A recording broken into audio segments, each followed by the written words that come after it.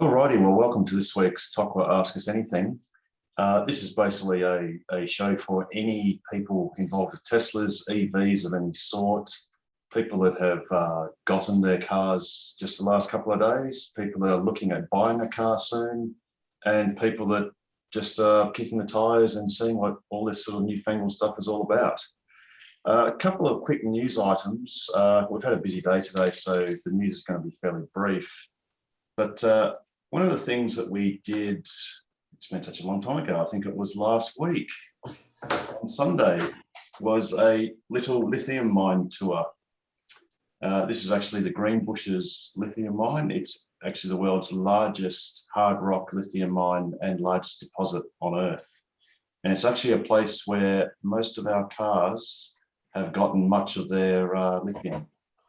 So this is actually the main pit here.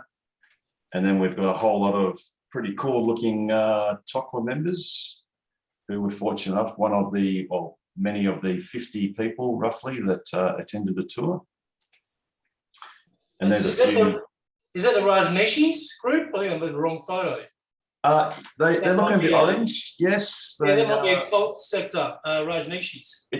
Well, I guess you could call it the cult of Tesla, really. And you know, since they're surrounded by lithium, they're in a pretty happy mood. They're all pretty upbeat. Pretty glowing. And here's a few sexy Teslas. And well, would you believe it that most of the cars there are white Model 3s? Who would have thought it?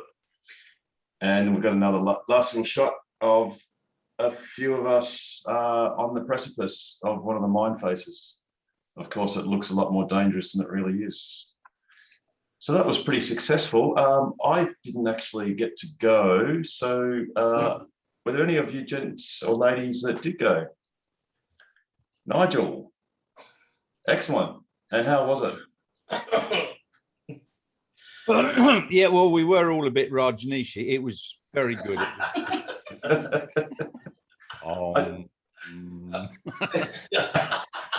I think one of the great things about that actual mine site and the processing plant is that unlike most minerals extraction processes, the lithium oxide process is entirely non-toxic. So the main constituent that is used to actually extract the lithium is oleic acid, and that's actually a purified olive oil. So the other interesting thing is that they do an environmental report every year because they're digging bloody great big holes in the ground. And somebody asked them, you haven't put down your water usage. What was your water usage? And they go, oh, we made 1 gigalitre last year, because they get all the rainwater and use that and recycle it. And they actually ended up with 1 gigalitre more one year than they did the year before. So yeah, it's very good. They're very thinking of the environment and the people that work there. That's good. And I believe, Nigel, your urine will stop glowing soon. Just a matter of time. The glow will disappear after a while. Is that right? No, apparently it's permanent. And you can see by his jovial mood that rubbing a few of those lithium grains in your hand is really good for you. Yeah, the lithium carbonate's working wonders. Thank you. I'm not quite so manic as I was. Okay, just another couple of minor items. Tesla sort of stirred the pot with some of us with a little email that went out to some people. This is a shout out to Dale Fraser, who basically posted this up. He actually posted it in a couple of pieces and I had to stitch it together, but it's basically an email from Tesla to Australians welcoming the Model Y. And that's not to say it's for sale yet. You can't order it. The website still says stay updated, but it's great progress. And as you can see, it's actually the right-hand drive version. So this is clearly one of those 3 Model Ys that landed in Australia, I think it was last month. And clearly they've got publicity photos ready and presumably other promotional materials. So it's literally just a matter of time. And let's hope that time is just a few weeks. before those of us who want to can finally order the mythical Model Y. And then the last item I have, actually, well, we're going to sort of do news informally, but this is something that someone here can speak to, and that is in about 4 hours and 20 minutes, it's going to be World EV Day. And perhaps Florian, you might like to connect on and speak to this this initiative. Thanks, Harold. I'm just charging my phone, so my background isn't quite as sexy as yours. But yes, tomorrow is, or tonight is World EV Day in London. So it's an initiative started by Green TV in London. And we've sort of started hosting last year a Perth event for it. So tomorrow we are just waiting for my camera to turn on. So tomorrow we're hosting the Perth World EV Day function at Optus Stadium from 10 o'clock until 2 p.m, which is also state budget day. To date, I think we've had 215 registrants, including a really mixed bag. Hopefully there's lots of actual EV owners to bring their EVs. The point is to try and make as big an EV display as possible, obviously. But there's lots of people coming from all over the place, including the utilities. We've got some government people coming down. We've heard that ABC Radio will come down, possibly Channel 10. And I guess if we can get up to 120 odd electric vehicles or upwards, then that's a pretty good statement on state budget day to show them that electric vehicles, the 2,200 of them, which is how many Teslas? 1,500 Teslas roughly. Yep. Collectively add up to Western Australia's largest battery of about 110 megawatts, which is a pretty significant size battery, including obviously lots of Greenbushes lithium content in there and some Australian nickel content. But collectively, we're actually WA's biggest battery, just like rooftop solar is WA's largest power station. And if we can pump that out through social media, through hopefully Channel 10, then that sends a pretty good message to the government to continue to support electric vehicles and the uptake of electric vehicles, because we're a potential solution for some of the renewable energy load and generation issues at the moment. So if there's anybody that hasn't signed up, or if you know new owners, old owners that we can get along to come down there, please ask them to register via the events page. The group photo will be taken at 11 a.m. and I think, Harold, you're going to bring your drone and take some cool drone shots. Let's hope. Yes. Let's hope they're cool and it's not raining at the time, but we'll work it out. I'm pretty sure it will be raining, but we can't help the weather. The show must go on, obviously.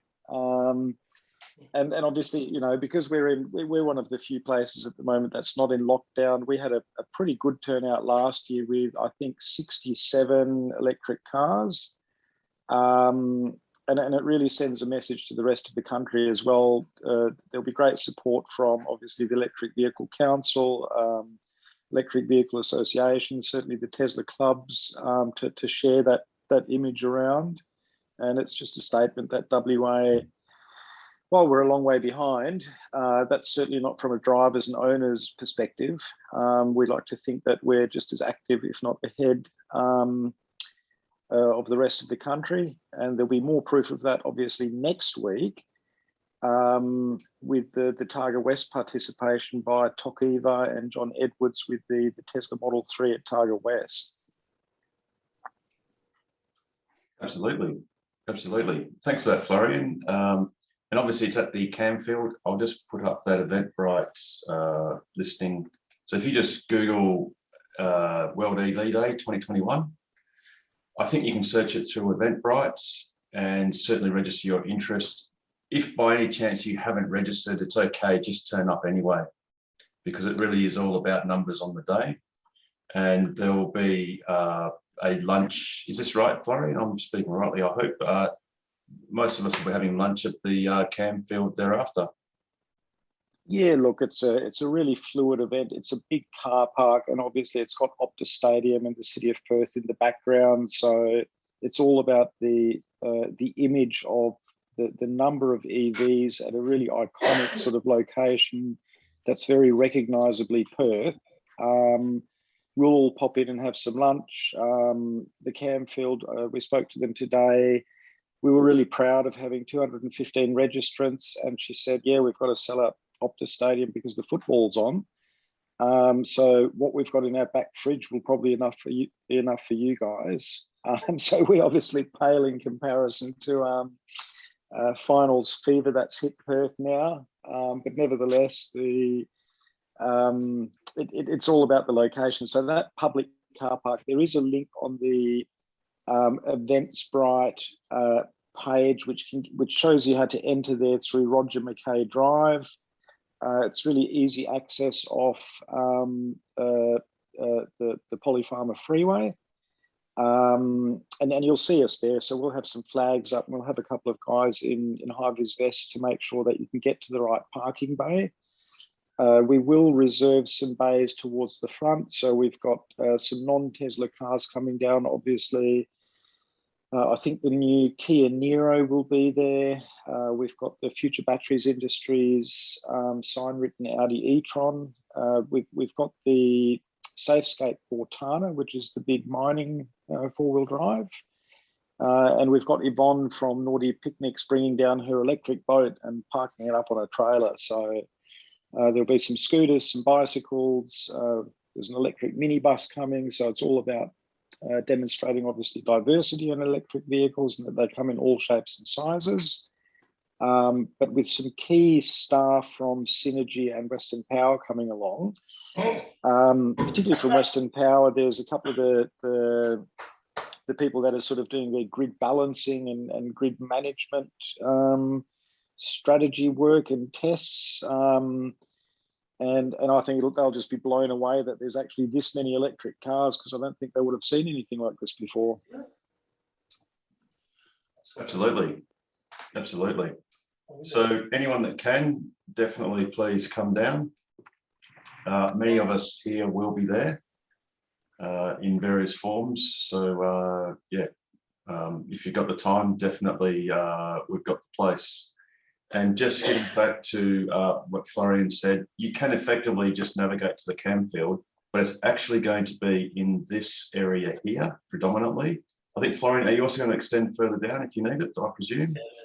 Look, we'll try and get, it's a public car park. So fortunately, it is, I suppose, fortunate that it's raining, because it's not going to be too full. Yep.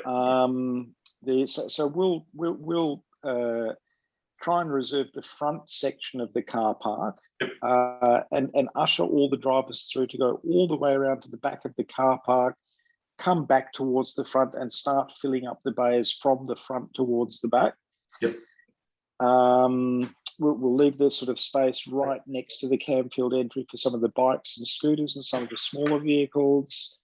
And then the key obviously is when any media come down, it's a community-based event. It's not a Gemtech event as such. So we're sort of hosting it, really for Tesla Australia, Tesla Western Australia, Ava, and EV Meets.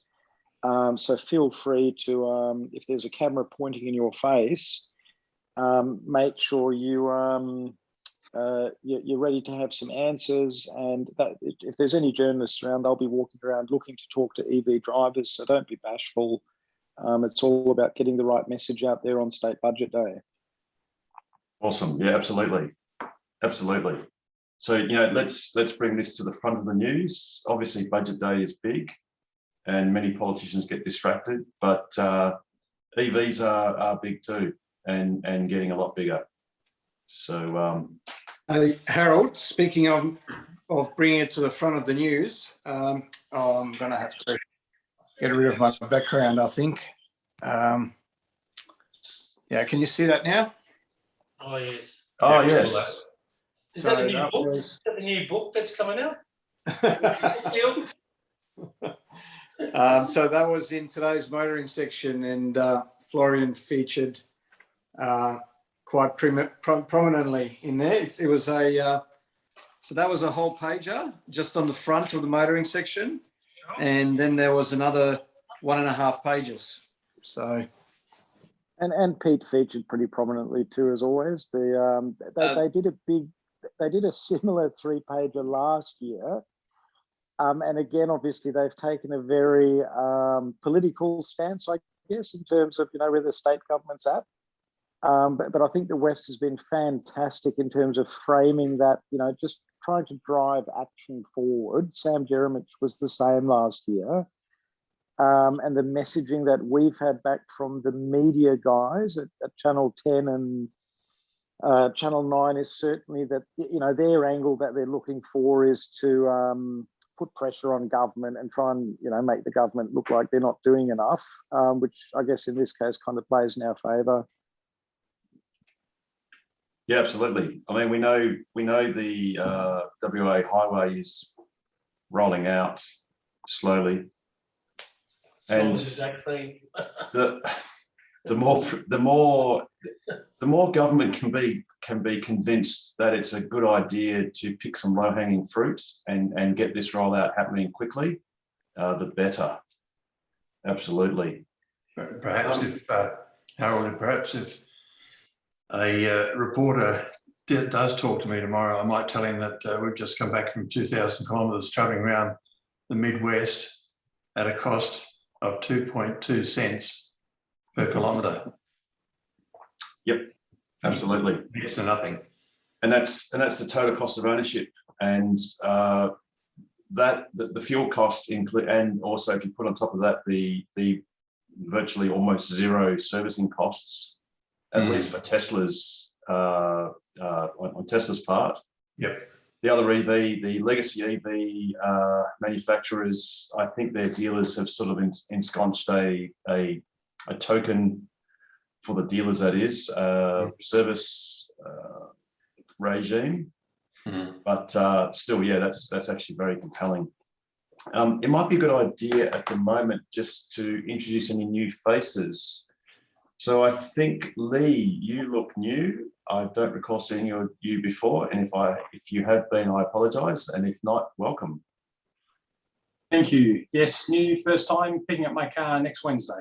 Well, awesome. Okay, well, we can let you know how that's going to be a little bit later on.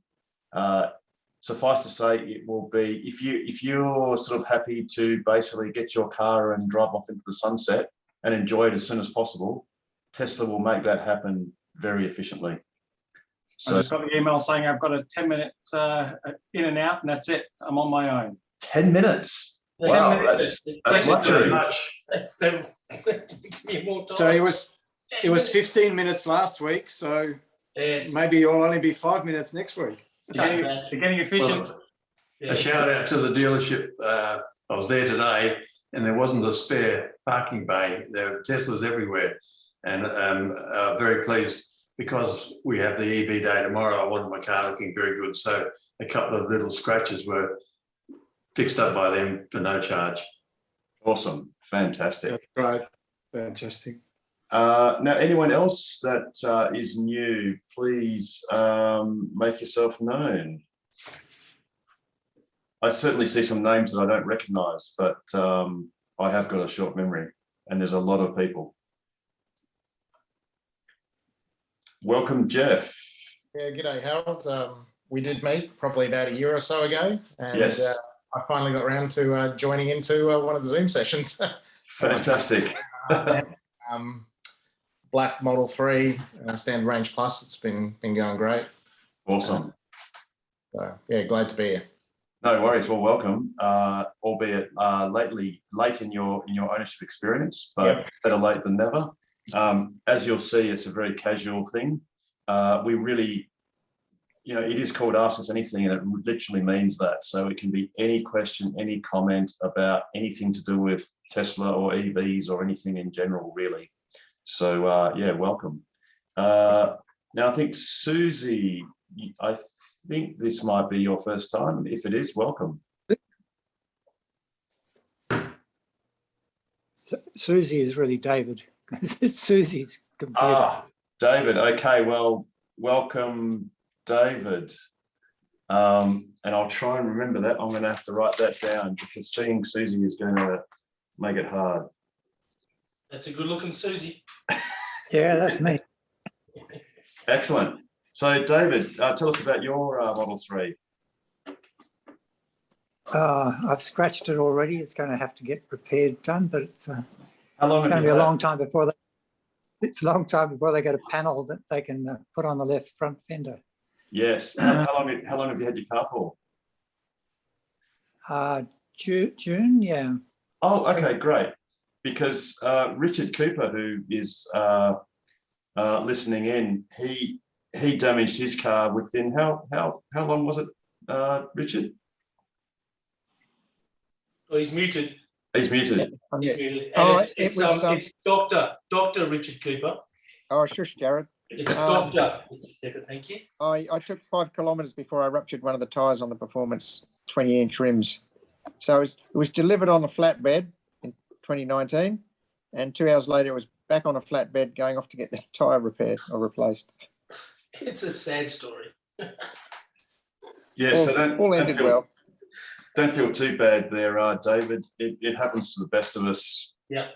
And there's only 2 kinds of cars, those that have got some minor damage and those that are going to get some minor damage of one sort or another. Yeah. And sometimes it's better to get out of the way sooner than later. So you can I did find it interesting though. We went to the RAC, told them about the accident and told them we'd gone to Stokes and Rink. And they said, oh, that's good. They're very good with Tesla. And then on the day that we booked in, Tesla wouldn't let us go there on the basis that because you can drive the car with a phone, Stokes and Rink could get run over by me going forward or backwards. So we had to go to Subiaco, to whatever that is up near the cemetery, because they can actually disable my phone. So we Okay, that's interesting. I've not sort of heard that before, but so you're getting it fixed, or you've had it fixed? No, they said there's a short supply on these big left wing panels because they're made out of steel. And we just have to, no, they're not aluminium, not the left front fender. Oh, okay, cool. Yeah. Cool. Oh, well, that's no good, but Wasn't there another panel beating company that you were talking about, Harold, a new one that started up that can do Tesla recently? yes, they're in Osborne Park. They are Bowra Panel and Paint. I think that's right.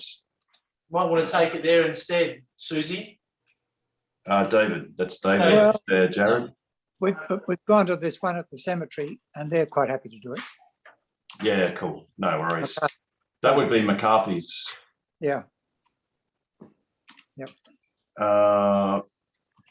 Now, for anyone else that is looking, as Jared alluded to, there is a new Tesla approved panel shop, and that is Bowra Panel and Paint, for future reference, which I hope none of you will need, but you just never know. So they're in Osborne Park in Guthrie Street, just around the corner from the Tesla Service Centre. And Harold, apparently there's rumours that there's a couple more coming online soon that are. Oh, great. I know of one that's being, it's going through the certification process with Tesla as we speak. Fantastic, because I was speaking to one of our members who remarked that when he took his car to Bowra, there were 8 others there. Oh, wow. So they were pretty busy. I mean, I don't think many of them had major damage, but nonetheless, you can get minor dings that need fixing. Now, I think Welcome to Peter.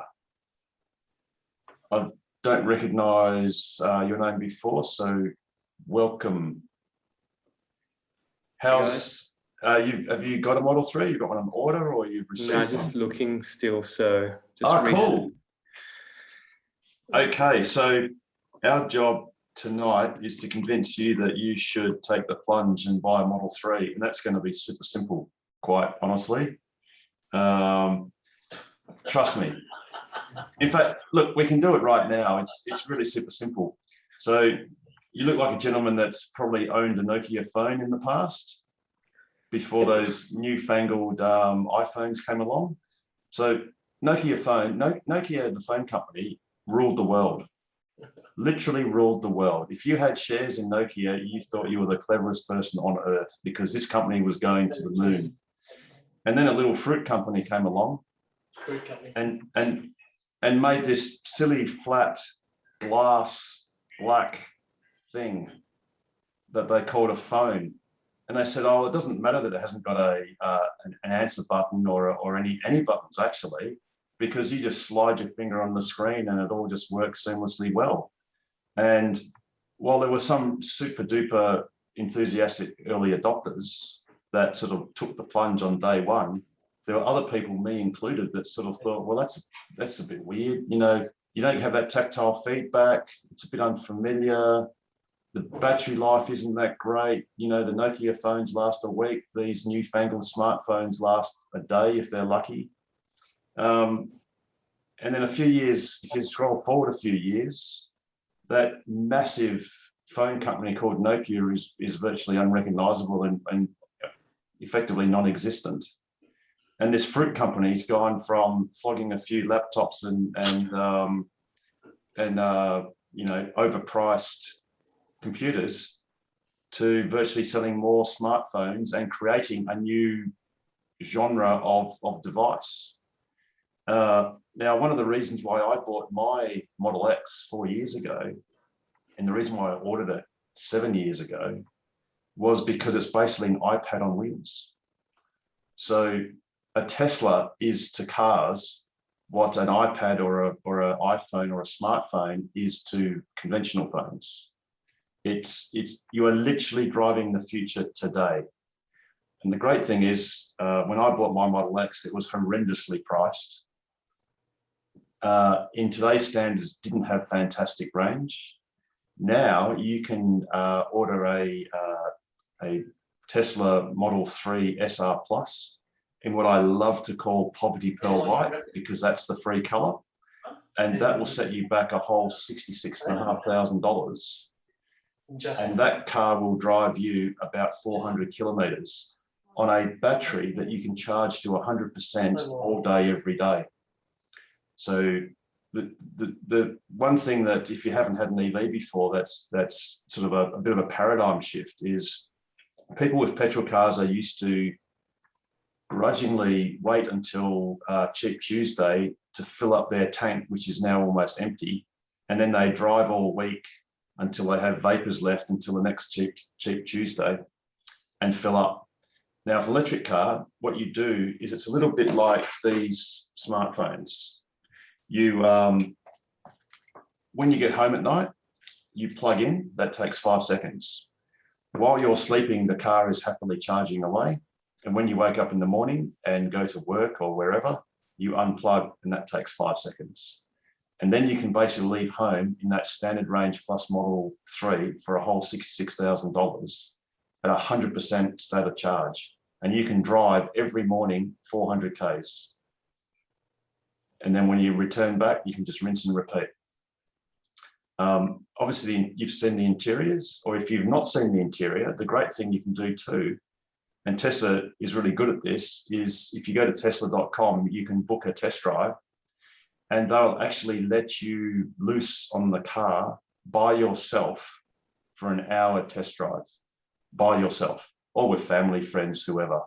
But the salespeople don't come in the car with you unless you want them to. And you certainly could ask for one to come with you if you have questions you want to ask while you're on the drive. as far as performance goes, you know, people used to think electric cars were like golf carts that weren't very powerful. The slowest version of the Model 3, the SR Plus, does 0 to 105.6 seconds, which is faster than most Australian V8 cars, standard V8s. Mhm. So there's the case for taking the plunge Sold. and getting into What? Tesla. Not to mention the environmental impact as well. Harold, you're sort of glossing over that a little bit. Oh yes, Russell. Oh yes, and apologies. I've got to admit, I'm an unashamed. The reason why I bought my car, as I said, was it's an iPad on wheels. To be honest, the fact that it's great for the environment is a huge bonus, but it was never at the core of my ownership experience or the purpose of me owning an electric car. It was the convenience factor of charging at home or refueling at home, basically, and the performance and the technology. But yeah, the fact that it's great for the environment is an awesome thing too. So we keep on saying that it's a iPad on wheels, which is obviously 100% correct. Little known fact is the Model S, when that first came out with that massive big screen vertically, that actually came out before the iPad debuted. So we really should be referring to iPads as Tesla screens. Tesla without wheels. Rather than, Will you stop referring? Yes, Teslas without wheels. Will you stop referring to the Tesla as an iPad on wheels? I hate iPads. I love my Tesla. What Harold was trying to say, that it's a car with no compromises. So it doesn't matter what it is that's important for you in a car. So whether that be safety, performance, environment, space, economics, you know, the tech, the convenience, you name it, you know, number of cup holders. I don't know, everyone's got something that's, you know, dear to their heart when it comes to a car. There is no one of those, you know, there's nothing that you can come up with where you can say, well, a petrol car's better than an EV in this situation. Now, you could argue time to refuel, and you could argue upfront cost. Now, in terms of time to refuel, that's really only a factor if you're going on long road trips. And I haven't met anyone that likes to drive longer than 4 hours in one go without having a break. In fact, both the state government and the federal government recommend having a break at least every 2 hours. So, and you know, with the fast chargers now, in the time it takes to go to the loo and grab a cup of coffee, you've got 400 more Ks in your battery, and you can keep going. Now, yes, absolutely, we don't have those fast chargers everywhere. And if you're planning a trip around Australia, you'll need to plan it fairly well. But Harold's gone around Australia a couple of times, I think. Rob's gone around Australia a couple of times. Just once, sorry. Just the once, but it did take a whole 19 days. Well, Jason, he's gone across the Nullarbor. There's at least a dozen people that have done the trip. But, you know, the thing is, time to refuel is, as Harold said, it takes 3 seconds to charge, 2 seconds to plug in, and 1 second to unplug. You know, if you have a petrol car, it's a different mentality in that, because it's inconvenient, because you've got to go out of your way, you've got to wait till the prices are cheap on Tuesday, you've got to stand there with your hand on the Bowser and suck in the petrol fumes for 5 minutes, then you've got to go and pay, and then you've got to get back onto your route. I mean, that's a 10-minute turnaround trip. Because it's inconvenient, we subconsciously wait till the petrol tank's almost empty, and then we fill all the way up, because we're trying to minimize the number of times we've got to go through that circumstance. Now, if you get a charger, so my Tesla charger, it's got a button on it. So as soon as I come home, I take the handle off the wall, press the button, it opens the charging door, and I literally just insert the plug. I mean, it's as simple as that. It's as fast as plugging your smartphone. So So time to refuel is not really a factor. And most people, you know, the number of times that most people do a trip that's longer than 400 kilometres is, you know, maybe once, maybe twice a year. In terms of the upfront cost, you've got to look at the total cost of ownership. And this is what people don't realise is, let's say, Peter, you now go and buy order a Model 3 tonight on your phone. And let's say your neighbour does the same thing and they buy an average $38,000 to $40,000 car. That's the average cost of a car in Australia. And let's say you hold both of your cars for just 3 years. The longer you hold on to your Model 3, the better off you'll be. But let's say you both sell your cars after 3 years, and let's say you include everything. So depreciation, maintenance, fuel cost, registration, insurance, the whole lot, you'll probably find you've got an extra $5,000 to $10,000 left in your bank account after that whole exercise. So yes, the upfront cost is more, but the economics after 3 years are in your advantage. Not to mention that you're driving the safest car in the world. Not to mention that you're getting free over-the-air updates regularly. When I bought my car, didn't have Netflix, didn't have single pedal driving, didn't have YouTube, didn't have, had 5 kilometres less range, had less power. It's a car that keeps on giving, keeps on getting better over time. And one day, yeah, go ahead. I have to warn the newbies though, because having driven for 10 years. You're not going to rain on my parade now, are you, Ant? Hey? You're not going to rain on my parade, are you? Rain on your parade? No. Yeah. The thing is, 10 years ago. I just did a 10-minute monologue. Oh, sorry about that. No, you want no, more? I still won't. More Yeah, time? Because I still have to get that autograph off you, mate. But, oh yes, of course, mate. Yeah, line up. Anyway, the 10 years ago when I drove my first EV, the problem is when you drive an EV, you don't want to go back. Exactly. So, you get in it, you drive it. Doesn't matter whether it's 5 minutes, an hour, 2 days. But I now have 3, and I will never buy another. So that's buy another ICE car. That's just a warning to the newbies. Don't get in it if you no, do get in it. You won't regret it. To reiterate further on, or elaborate further on Pete's assertion about the total cost of ownership, my car has done 183,000 kilometres in just over 4 years. Now, in that time, that is 12 lots of 15,000 kilometre service intervals, of which my car has had 0. So my car has not had a single ounce of what you'd call normal services. So that every other petrol diesel car has. So mine is a 7-seat SUV.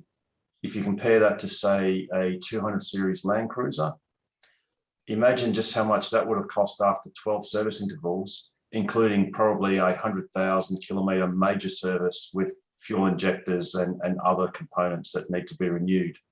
So that would literally represent many thousands of dollars of cost that was not incurred. And in fact, to be honest, many of the legacy car makers, and particularly the dealers who sell those legacy cars, are very nervous about EVs. And, I notice even Hyundai with the Kona, and it's a great intermediate product, the Kona Electric. They actually insist on having is it a $240 service, something like that? 160, Actually, I think.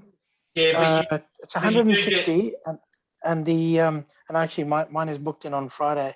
30,000 K service, so it's at 15,000 K and 30,000 K, but it's $160 compared to the petrol Kona, which is $320. Okay, cool. And you do get the 3 kilometre extension lead with it on that service. That is correct. He's quite correct. But there's one other thing I wanted to mention, which also plays into the Tesla camp, and I just wanted to ask a question. The Model 3 key, or the Tesla fob, how much do they cost? Oh, I there think we it's go. about $250, isn't it? Okay. Yeah, 250. Because a mate of mine just had his Kona electric key started. I nearly fell off my chair. Anyway, he was at a car wash, and the car wash people had put the Kona key on a little table. Some dickhead had walked past, picked up the key and scarpered with it. He went to the dealer, and they wanted $850 for the Kona key. Wow. That's ridiculous. That's absolutely ridiculous. But the thing is, with the Hyundai, you have no other option. Whereas on the ride there, so that's 235. But on the ride there, you've got the key card, which is your other option, and you get 2 for $40. Gee, and you don't even use them; just use your $40. phone. Yeah, this is my phone. For two credit card key cards, yes. That's what you get when you buy the car. You get those 2 cards to start with. But as you said, So you want to Ed, car? but as Ant rightly pointed out, you don't need those either, and No. you don't need the fob either. 99% of Tesla, Just use your all phone. they use is Your phone. Yeah. Yeah. But you will get into trouble because if you get used to driving your Tesla and you hop back into a petrol car like I did, I came back from the shopping centre and I thought, what the hell is this noise? The car was still running and it was still open. I just got used to not having to turn the car off and not having to lock it because it just happens to me all the time. It was actually girls screaming for Pete's autograph. I think that's what it was. That's what that noise was. Yeah. They're all fighting over each other, going, no, not me. You go. They're also pretty much unstealable. You know, they're just. I mean, one of the only drawbacks is having to park on the other side of the car park because you don't want to get it dinged. But even if that happens, you'll have it on video. Yeah. Yes. Right. Yeah. So, hey, Harold, not if you park it at Canada, but that's. Sorry, say again. I said, Harold, you forgot to tell him how much you spent on your brakes in 180,000. Oh yes. So apart from the fact I've had 0 services in 183,000 kilometres, when the car had done only 100,000 kilometres, I went to the service centre and just asked the service tech just to have a look at the brake pads to check them for wear, just out of interest. And what he had said was that after 100,000 kilometres, the pad had worn 0.2 millimetres out of 5 millimetres of the depth of the brake pad. Wow. So effectively, those brake pads will be on that car for its life. And that's because when you take your foot off the accelerator, it actually regenerates that energy back into the car and actually acts as the brake. And in fact, in Model 3s, you can initiate one pedal driving, whereby when you let go of the pedal of the accelerator, it will come to a gentle stop and literally stop. So the only thing that's a normal wearing item in a Model 3 or any of the Teslas or any of the electric cars for that matter, the basics such as tyres and windscreen wiper blades. So when you actually look in the front of the cars, there's only one fluid reservoir to fill, and that's the washer fluid. That's it. So, it really There's brake fluid, which apparently you should check once a year to check for contaminants, but that's just a recommendation. There is no service schedule. Yeah. And that's right. And interestingly enough, Tesla have not indicated that they're interested in checking the brake fluid, to be perfectly honest. Or coolant? Didn't Alex have some issues with coolant, Alex? Yes, I had when it came back from the manufacturer or the manufacturing plant in Shanghai, there must have been an air pocket in the cooling system, in the battery coolant system. So Ben from Tesla had to come down and there's this thing he did. He had to rip the whole front end of the car apart to bleed the battery coolant system, all under warranty, which is really good.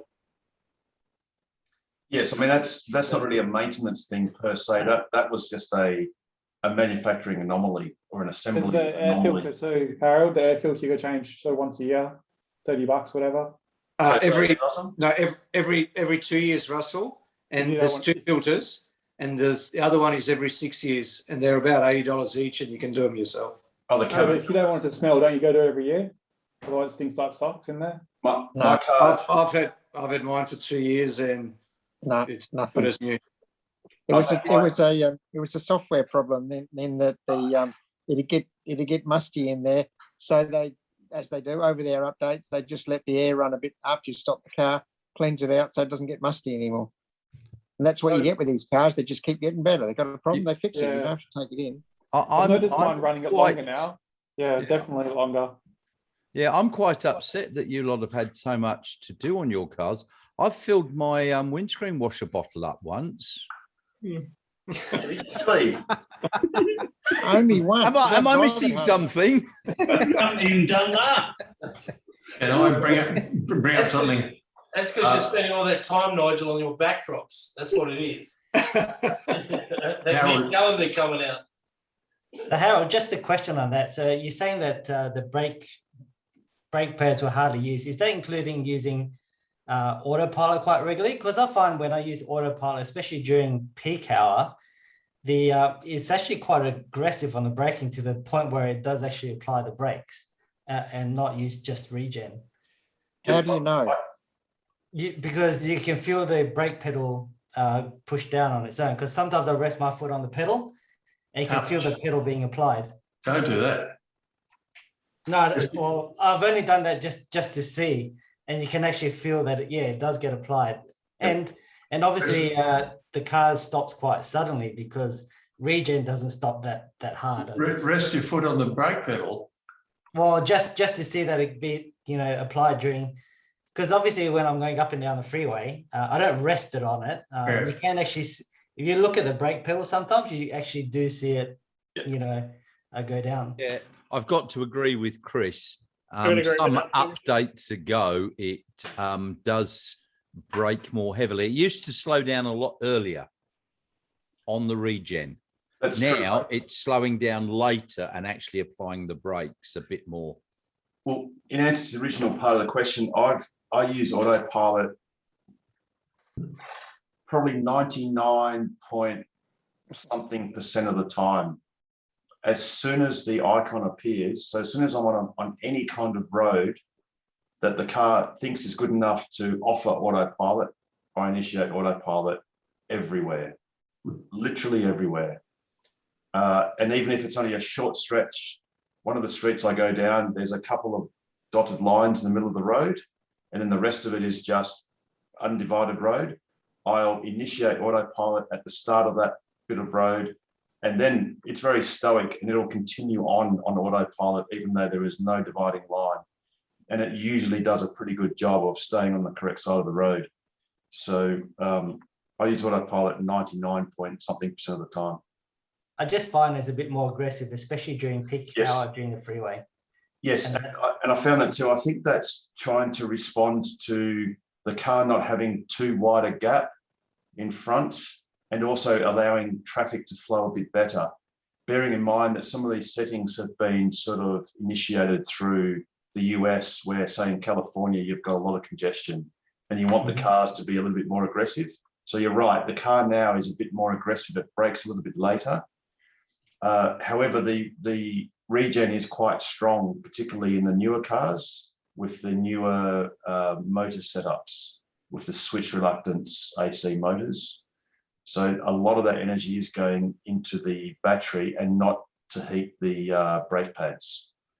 But basically, you can sort of consider the brake pads. Look, I know of one owner who wore out his rear brake pads of a Model S, a performance Model S, but that's through doing launches.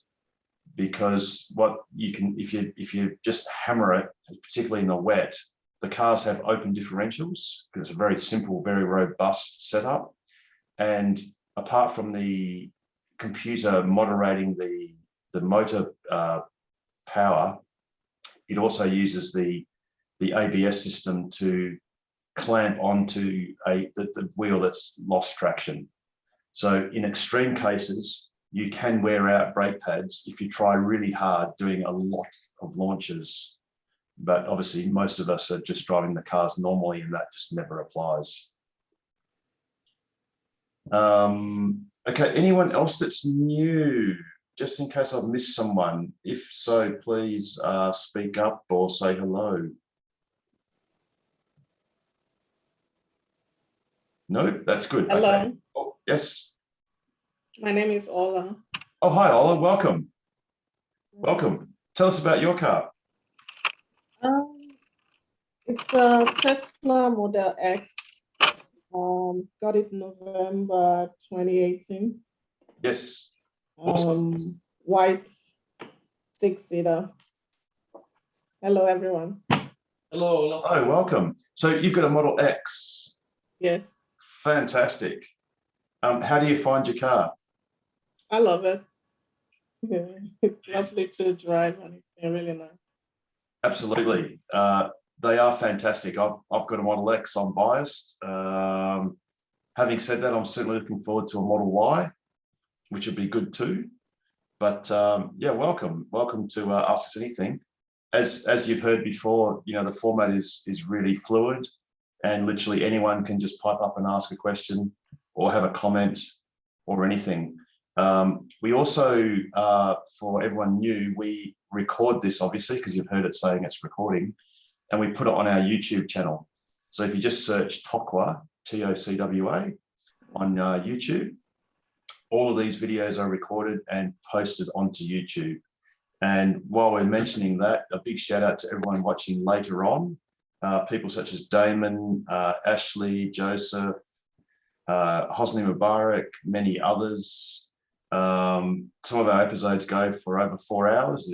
They are literally bigger than Ben-Hur, and it's great therapy for those who suffer from well, I was going to say narcolepsy, but you'll probably get narcolepsy induced in you if you have any insomnia, because once you listen to our dulcet tones for a few hours, that will set you off to sleep.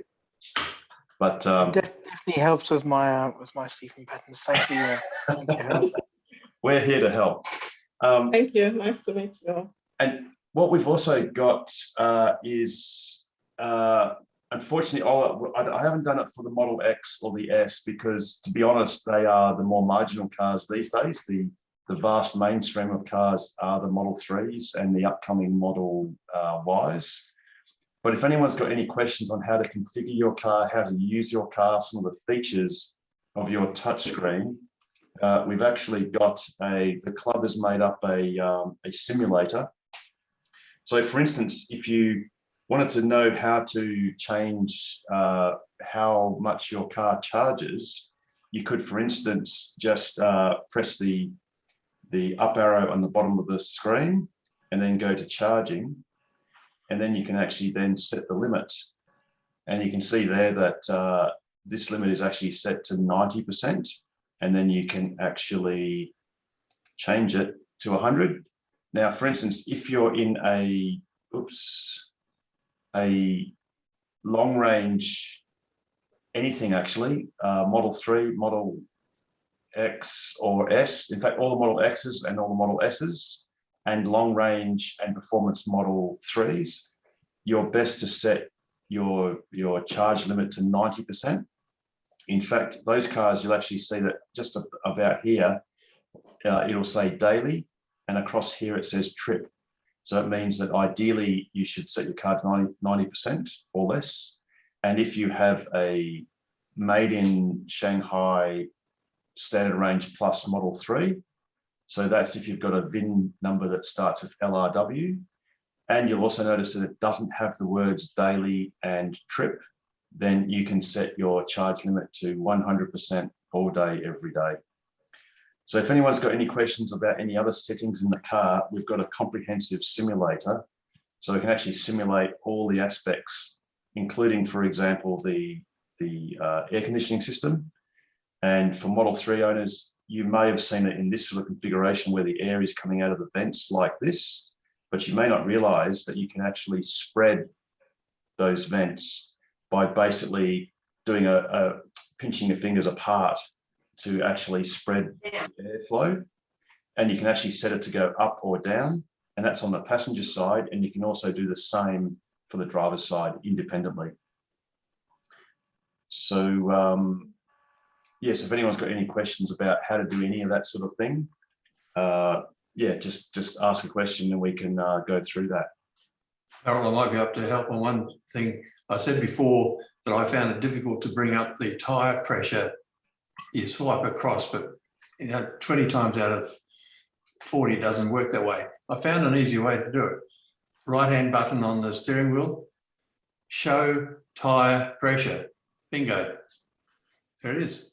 Yes, so as you described, Stephen, the way you do that is you swipe to the right or left. I don't exactly remember. I think it's the right, and you will see tyre pressures. However, they will only appear after you've started to drive your car, because the sensors actually go to sleep when the wheels aren't moving, and when they start moving, I don't know, I think it might be 100 meters down the road, they will activate and tell the car what the pressures are. If you then swipe the other direction, you will then, get the odometer, and you can actually swipe down, upwards to get your first trip meter and your second trip meter. On the tyre Hey, pressure. Stephen, Go on, sorry, someone asked about tyre pressure. Yeah, on the tyre pressure, my car got delivered with 20 PSI in the tyres. Oh, what are they doing? It was nice. Yeah. Yeah, so that was nice and handy. So just maybe double check that. well, yours must have been the dual motor, the 4-wheel drive. They're probably expecting you to hit the beach. Yeah, exactly. Get on a bowl park straight from there, you reckon, and do the mountain bike trails. Hey, before I forget, So go Pete. sorry, Stephen, I just wanted to give you a tip. Yeah. What you're talking about, I've had exactly the same problem. Found it really hard to try and get to the tyre pressure or the odometer menu. Yep. The easiest, quickest way to do it is to actually press on the windscreen wipers icon. Yep. And that brings up the windscreen wipers, and then you go left and right. Right, get out of here. Then it works a bit better. Yeah. Right. So that's another way to get to it. I've got a question on tyres, Harold. So Yes. For Nigel Saunders, what happened I'm to your here. tyre? I saw the picture of you nailing your tyre. What happened there? I was driving down North Lake Road and round about the Phoenix Road intersection. Somebody must have taken the corner a bit too hard with loose nails at the back, so it's all over the road. And I just happened to suck one up. Oh. You get it fixed there, The car is not leaking air.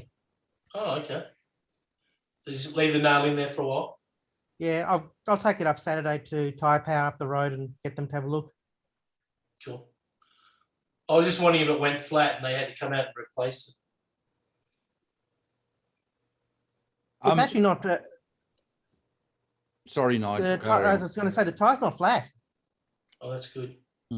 One thing, when some of these places repair tyres that've got the foam inner, they go, oh, can't do it, or they'll stuff it up. I took mine to Jack's in Kwinana, and the guy there, the manager, used to work in Sydney doing a lot of Tesla tyres. And I said, so you fixed it? And he goes, yeah, what we did, we cut a wedge of the foam out where the nail had gone in, fixed it, and then glued the wedge back. So you've still got 100% foam. Right. And charged how much, no? I think it was about $100 for the fix. Oh, that's pretty good. That's good. Well, 100, 110, something like that. Yeah. Harold, can I jump in with a quick question on charging? You can after 2 seconds. Just please hang on just 2 seconds. Just talking about tyres, I was actually confronted with this. Yikes. And it actually happened to be a tech screw from my own house because it came out of the sectional door. Oh. And as we know, that is not in the repairable zone for a tyre person to repair. So I had to resort to doing this, which is using one of those soft tire repair kits where you actually auger out the hole a bit and then you put that sort of unvulcanized rubber slug in. Otherwise, I knew I was going to be up for a whole new tire, which hasn't got a lot of wear, as you can see. So anyway, tires. Sorry, go. Just a quick one. Obviously, before the car rocks up next week, I'm trying to work out what charging options I've got. I do about 500 Ks a week, and so thinking rather than going for the full wall charger, I was thinking about putting a 32 amp socket in and running a tail just with the UMC. I've got about 5 kilowatts of panel, so I also want to make sure that I can charge as much as I can without having to draw anything from the grid. But I'm trying to work out whether it's worth going and chucking in the 32 amp socket or whether I'm going to be able to just get off the standard 10 amp plug. Just keen on what others have done and any recommendations, or should I just wait for a few weeks and see how I go? I think the last thing you just said is the best thing. The great news is you don't have to do anything in a hurry. So you said you do 500 kilometers a week. So that's less than 100 kilometers a day. On a simple 10 amp power point, you will recover at least 120 kilometers of range overnight. That's on a 12-hour period. And that costs you nothing. So the UMC, the Universal Mobile Connector, it's in the square holder or square bag in your boot. It's completely free. And again, that will replenish all your needs for a week if you just plug in every night. You can also get a 15 amp power point, and I've read a comment from last week's show that the gentleman pointed out that you've got to make sure you've got an appropriate circuit breaker on your circuit. So that would be a 20 amp circuit breaker would be the appropriate one for that. But you can just basically fit a 15 amp general purpose outlet, and that will increase your overnight replenishment of the battery to about 180 kilometers overnight. So a little bit like I was saying earlier, when you get home, you just plug in and forget it. Wake up in the morning, unplug, and your car will be full. So Lee, have you got a SR Plus or a long range? SR Plus. SR Plus, so you can charge it up to 100%. So as long as you're not doing sort of, 300 Ks every day or something like that, just the 10 amp or 15 amp outlet will do you fine initially. You mentioned the 3-phase socket and a 32 amp tail. You can get them from AliExpress and various other, and eBay, I think they're about $150, $60. That's certainly an alternative. You can also get Tesla's wall connector, high power wall connector. Do you have single phase or 3-phase at your house? Single phase. So I was only going to wire up the 32 amp to single phase, which even if I use a 32 amp tail, I think I can get about 7 kilowatts down. That's right. Yep. And the 7 kilowatts will add over 70 kilometers of range every hour, which is super fast, relatively. So, Harold, I think it's closer to about 50 kilometers an hour. Oh, sorry, apologies. Sorry, 50. Sorry. If you had 3-phase, it would be 70. Yeah, thanks, Pete. Sorry, apologies for that. Yeah, it's 50 kilometers an hour. So your SR Plus can do about 400 kilometers. So you could say it would roughly replenish that in 8 hours from flat, if you were literally completely flat to full. So that's well within an overnight period. But definitely not worth considering shelling out for the high power wall connector initially. Wait and see how it goes. Look, it's an awesome device. If you want all things Tesla and look, and one great advantage of it is that your UMC, your Universal Mobile Connector, can then live in the boot of your car and stay there. so that when you're out and about, you'll always have it with you, just in case. And just in case might be on a whim or on a necessity, you may find yourself having to go somewhere away from home, like, you know, a couple of 100 Ks away from home, sort of in the middle of nowhere. And then at least you can always find a 10 amp outlet or a 15 amp caravan outlet if you're near a caravan park, and charge your car regardless of where it is. If you just use your UMC, your mobile connector, as your home charger, then I guess, you know, you'll basically then risk you'll find it inconvenient to have to unplug it from the wall and bundle it up and put it in your car every morning. So you may just decide to leave it at home. So I guess, you know, the $780 is actually quite good value as far as EVSEs goes. EVSE meaning charging equipment. So yeah, I mean, you could do worse than buy a Tesla Generation 3 high power wall connector. And actually, not forgetting, sorry, not forgetting that Generation 3 high power wall connector can connect to other cars, can be used with other cars on the all vehicles mode. It's definitely the best value 3-phase wall charger that there is, without question. Absolutely, and even in Lee's case, it would be used in single phase mode, but it does that quite well too. So you can draw 32 amps single phase. The great news too, Lee, is that to actually install that is not at all expensive, because all the electrician needs to fit is a 40 amp RCBO, which is effectively it's a combined RCD and a circuit breaker in one. So as long as you've got a single DIN slot available in your switchboard, then an electrician can install that at a very economical price. So I'm assuming I'll be up for probably similar costs for putting in a dedicated 32 amp circuit, as well as wiring in the HPWC. So the cost of install will be similar. Actually, it would be the same. In fact, it would be less, because the electrician doesn't need to include the Clipsal or other brand outlet. So in fact, it's actually going to be cheaper. Yeah. One thing, Lee, is if you order the HPWC online, so you can use one of the recommended electricians from the website. I think there's about 3 or 4 of them now. I think you're pretty much guaranteed to be charged double, if not triple, the price by that group. I don't know if that's because they happen to be on the Tesla website or why it is. But as Harold has said, any electrician can wire it up.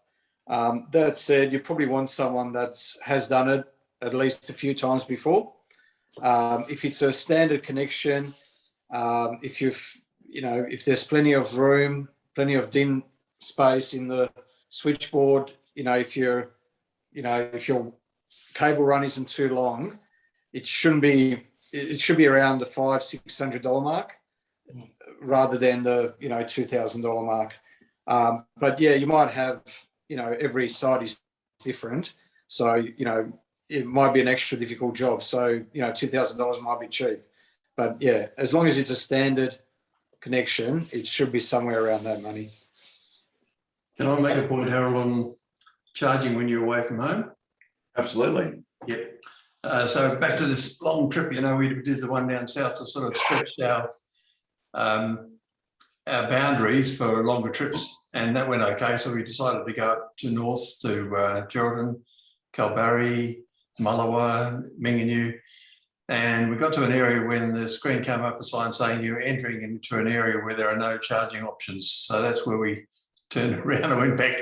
So our options to get back to Geraldton were to charge at the caravan park at Mullawa. We sat there and waited, and it was charging the rate of 7 kilometres per hour. It took me a little while to realise that if I turned the air conditioner off, it doubled the charging speed. So you're sitting in the car, you want to be comfortable, turn the air conditioner off, but it's going to take you forever. this is not a problem when you're staying overnight in the caravan park, but when you hope to be back in Geraldton 120 kilometres away and charging at that rate.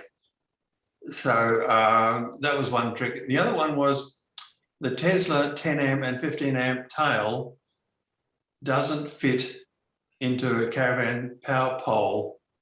Yeah, true.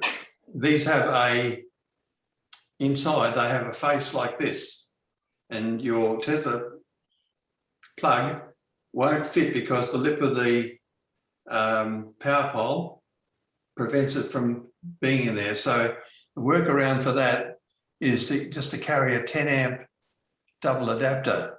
So they give you a couple of angles that you can work your tail on. Trust me, it works. But as far as I can tell, no one makes a 15 amp double adapter. So you might have to make your own tail out of a cable, extension cable. So I'll make one for you, Stephen, if you want. Again? I'll make one for you whenever you want. So Stephen, this is Yep, that won't fit into a caravan power pole. okay. So is that because it comes out sideways? You need to come it out like a normal, a normal cable. Okay. It'd be bending the cable too much. Stephen is absolutely right. Yep. And I've looked everywhere for a 15 amp, even exactly as you said, a 15 amp double adapter. Yeah. Haven't been able to find one other. No. So okay, so this is not 15 amp extension lead. Yes, exactly. Yeah, you cut up an extension lead. You only need a length of half a metre or so to work. But a 15 amp extension cord, cutting it up, you're looking at 35, 40 bucks. I've just got one that was used off a caravan. So, and Aldi sell them for like 15 bucks or something every now and Is then. that right? Yeah. And you get 15 amp power boards as well, the ones with the built-in RCDs. Yeah, true. Yeah. Whereabouts? I couldn't find those. You can get them. Yeah, I got mine from, I think it was like I think it might have even been Bunnings, but it wouldn't be Bunnings. I tried them. I got like an industrial safety place. I think I scored one before. They have a lot of mining equipment and stuff there, so it's like they use it for, I guess, hooking welders up to and stuff. Yeah. And last question. I'm under the impression that there are two sizes of three-phase plugs. I've got a 32 amp plug, which is a fairly big sucker. It was a 50 amp. No, it's 20 amp. 20 amp. And the 21 is common in garages when they use it for welding machines. No, it's so common you go in to a kitchens. garage and ask to hook up, it doesn't work. Yeah, they're more common in kitchens. Yeah. So Stephen, you've got to unfortunately when you look on PlugShare, for 32 for three-phase, the vast majority of places do have 32 amp three-phase. But what you need to do is click on the pin, and in the description it'll say what it is. So for instance, off the top of my head, I think it's Northern. Near the Hungry, near the McDonald's, I think it is. And I'm just bringing it up now. There is that's not right. There is a 20 amp. It's a 20 amp outlet, not a 32. So there are two separate sizes, unfortunately. Yeah. Okay. Well, that's another plug to get. So, or just avoid that.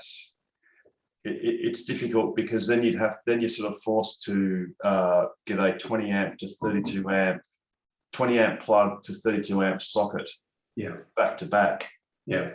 And it's appropriate to say, since this is on YouTube, that is an off-label use of that kind of adaptation. Right. Just to say out loud. Yep. But in emergency use, it obviously has its uses. But if you're in Geraldton, a big shout out to the Geraldton apartment. I'm sorry, the Gerald Apartment Hotel. I'll stay there. Yep. Next time I'll definitely stay there. Got free charging up top. Yeah. Looks a nice place. Yep. Good room service. Yep. Yes. Can I ask a question here, Harold? Yeah, Rob. Stephen, when your car said you couldn't go any further, which direction were you heading to? I was heading east away from the coast. And you didn't go further than Mullawa? We went to Pindar, which is about another 30k on. And believe it or not, there's a place where they have these wreath flowers out in the open. And a huge number of people get there. But I was looking at how much range I had left and thinking, my God, I'm going to get stuck out here in the middle of nowhere. So when we got back to Mullawa, it was imperative that we charged to get back to Geraldton. So how much charge did you have when you were at Mullawa when you were heading east? I had about 90 kilometres. Okay, so there is charging at the next town. Yeah. And there's free phase charging at Yalgoo. Is it? Well, that's sort of heading in the wrong direction, though. Well, Yalgoo was heading east. Oh, yeah, but I was going to turn around when we got to Pindar. Oh, okay, sorry, yeah. Want to go further to Pindar.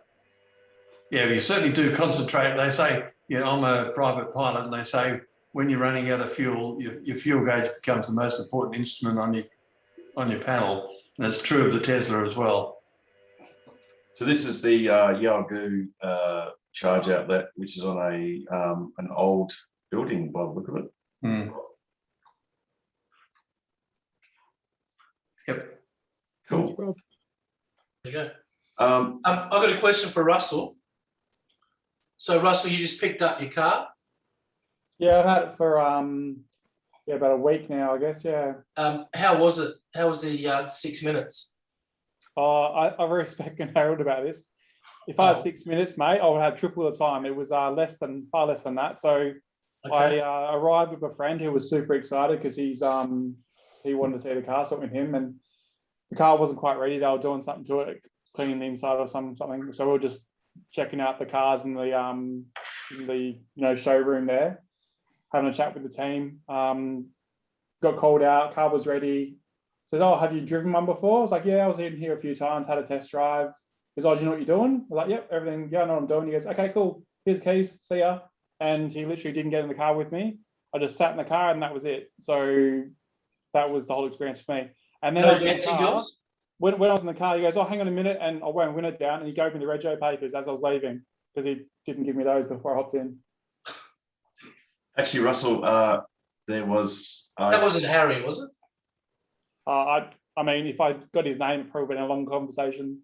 Yeah, right. I get you. Guys, I've got to say that's luxury. When my cars arrived, the guy who's driving the flatbed got out, wound down the car, wound up my Honda as a trade-in and left. I virtually said nothing, didn't sign anything, and that was it.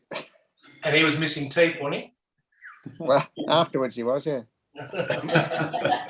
My experience was similar to Richard's, except he said, "Oh, by the way, that wasn't me. That scratch was already on there when the car was loaded." Yeah, right. Speaking of which, for anyone that has not yet received their car, there's a few bits of advice. I remember when I was looking for an engagement ring that I didn't buy from this jeweler just because I didn't like it. The lady said that you'll never look at it so closely as you are right now when you're sussing it out. But after you own it, or your wife owns it, you'll never really look at it that closely again. So the same sort of applies with cars. But do feel free to have a good look when you're picking up the car. But a great thing is that Tesla offers I think it's a 1,000 kilometer. Basically, if you find any faults within the next 1,000 kilometers of having it, they will fix it, no questions asked. Yeah. So you don't have to feel under pressure, particularly if I think Tesla is basically delivering cars in batches. So they'll have quite a few owners doing what's almost like a simultaneous delivery or a very closely sequenced delivery. So if you're sort of not quite ready to look at the car, or you feel like, the whole place is going a bit crazy and you just want to go, just go, take the car home, enjoy the drive home. Then, the next weekend or whenever you've got some free time, when it's bright sunshine and whatever, You can then have a close look at the car, and if there's anything that concerns you, just take photos of it, document it, and then you can get back to service later on, and they can address it. In saying that, Harold, Richie, a friend of mine who we all know on this thing, is from Mandurah. He had some issues with his car, and he took it back and they fixed it. And he's done 9,500 Ks on his car, and they still fixed it. So yeah, I don't know if it's a time-based thing or a kilometre-based thing, but they still warranted the bits and pieces.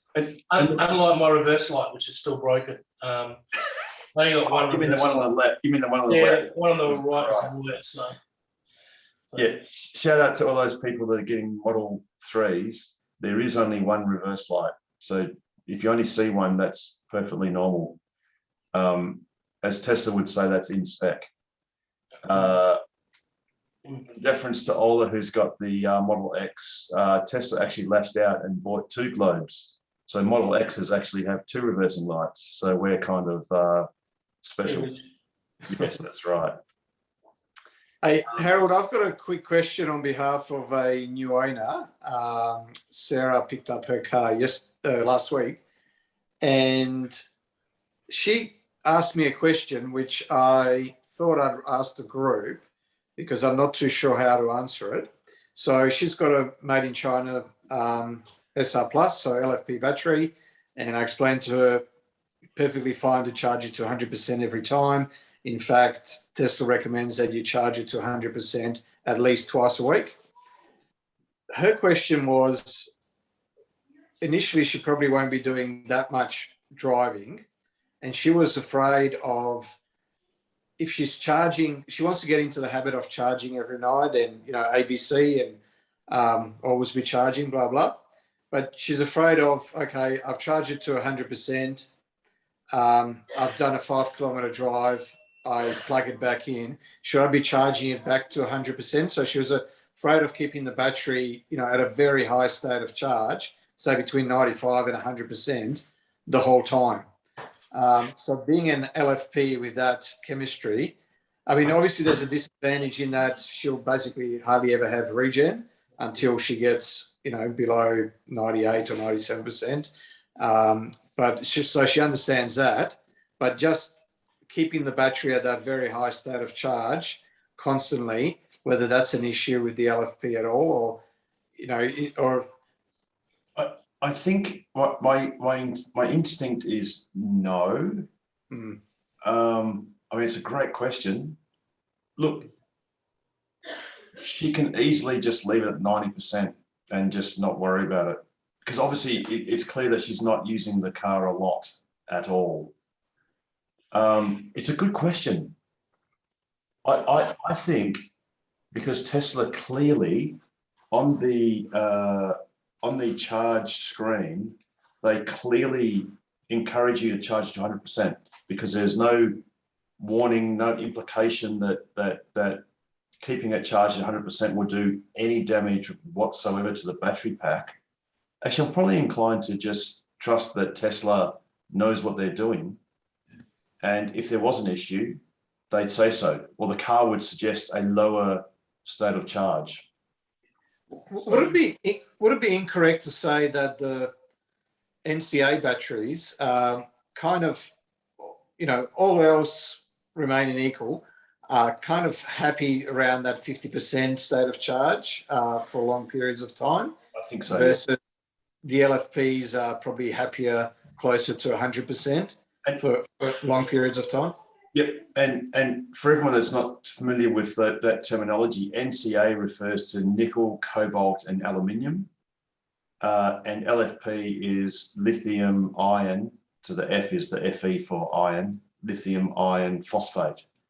And even though they both got lithium in them, their actual chemistries are completely different, and the characteristics are actually entirely different.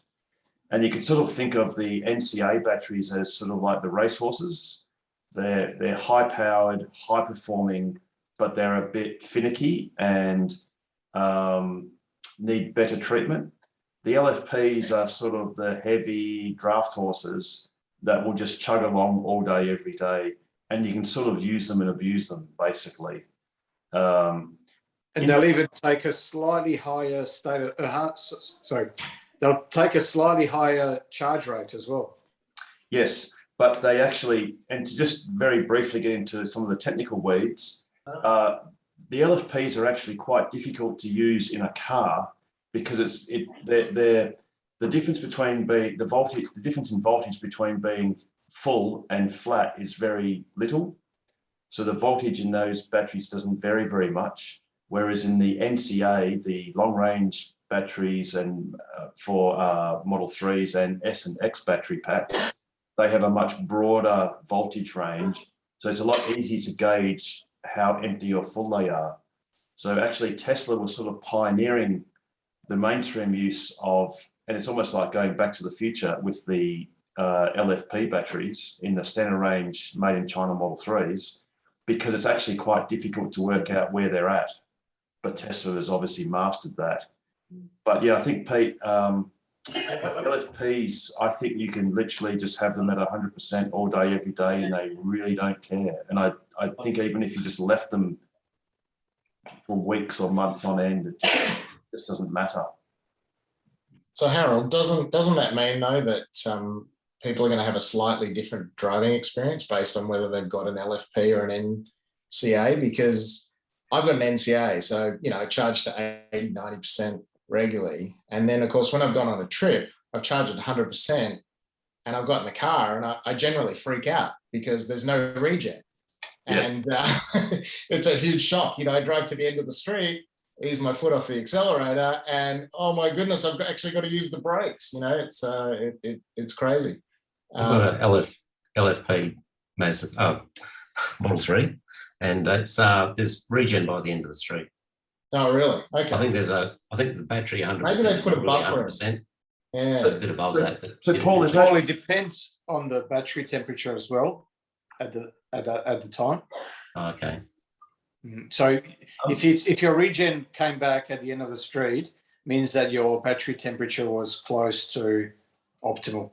So yeah, been sitting in the garage overnight, might be 19 degrees or something like that, I presume. So Paul, you're saying that you left home at 100% in your LFP and you had regen at the end of the street. Yeah, it gives you a warning to say that it's not full regen. Yeah, so you do get the warning. But it's pretty well normal. There's very little difference. Yeah, and it's gone within about, a kilometre or something. Yeah, no, mine would be 5Ks before you start to feel it coming back. But it's instantly there. I don't use the brake. I just don't use the brakes at all.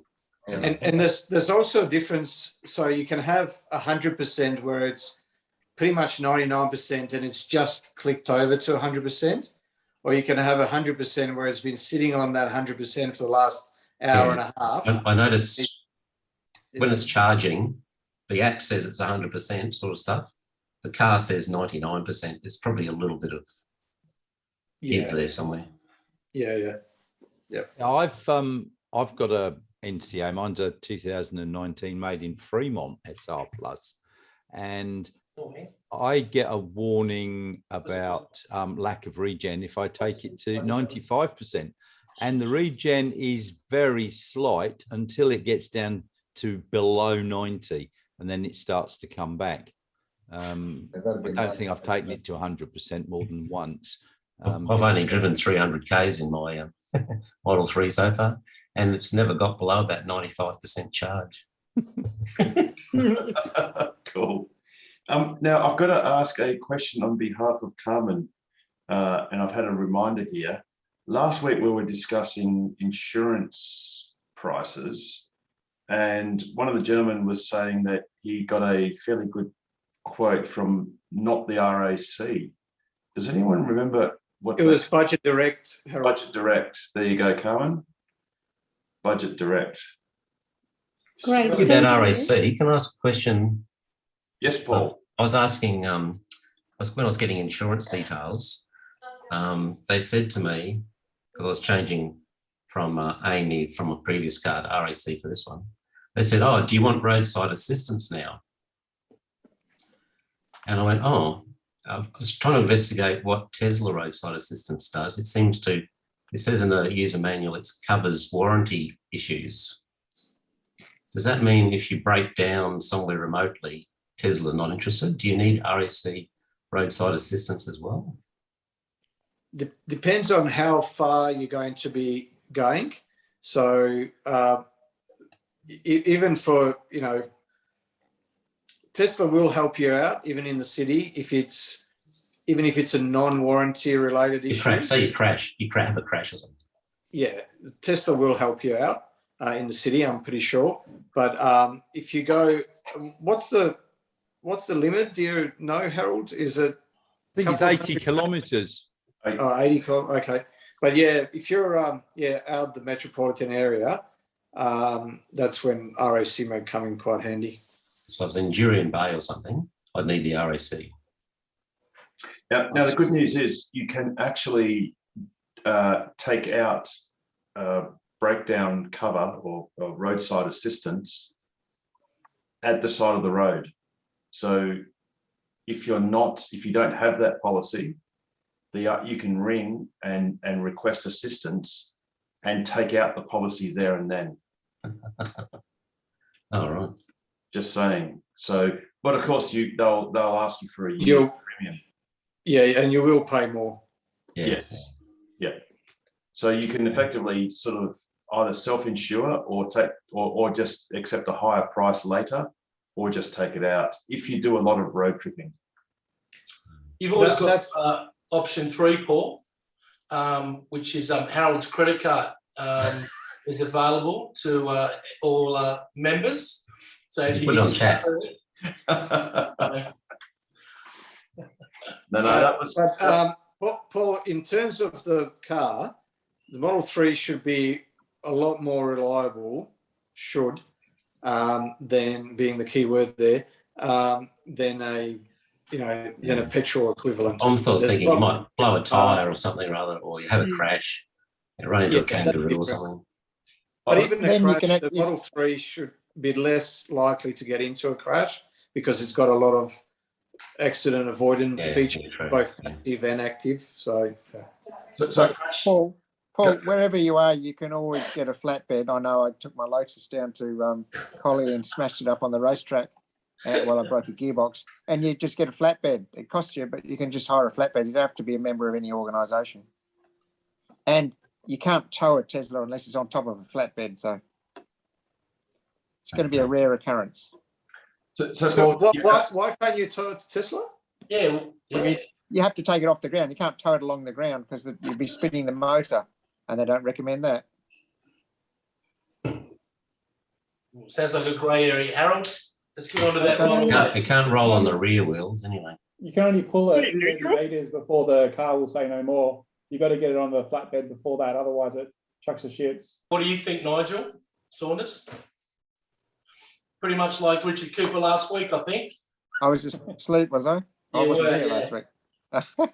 No, I'm on the roadside assistance page, and it doesn't actually say how to contact Tesla for roadside assistance. Do you do that through the app, or is there a phone number you call? Or? There is actually a phone number in the manual, but right. I can give it to you if you. It's on the screen as well. I'll give you Harry's number. I've got Harry's number. That's fine. Yeah, the business about not towing an electric car is because there's no clutch and there's no gearbox, and the gearbox is continually attached to the electric motor. So if you pull the car along, you can actually recharge your battery, but it's not. I was going to say you can recharge towing it, but it's not recommended. So the assistance tow point at the front. That's to get you on the flatbed. Okay. The roadside assistance number, if you just click on the car icon in the lower right-hand corner and then go to service and then scroll down, you've got here roadside assistance. And if you just tap on that, provided your phone is connected by Bluetooth to the car, it will then ring this number. And this is a 24-hour number. Above that, what the towies should do when they rock up, if you press that towing button, it gives you instructions how to prepare your car for a tow as well. Yes. In fact, towing is here. So this will basically put your car in neutral with the handbrake off. so it can be towed onto a flatbed. I think you'll also find that with the Tesla use Allianz as their roadside assistance partner, and we've found that that can take up to 2 hours sometimes to get a response and mobilise a tow truck, whereas the RAC respond within, generally 20 or 30 minutes. And we've had cars on the back of a truck and getting towed literally within half an hour. And if you say, Ant, it's even quicker.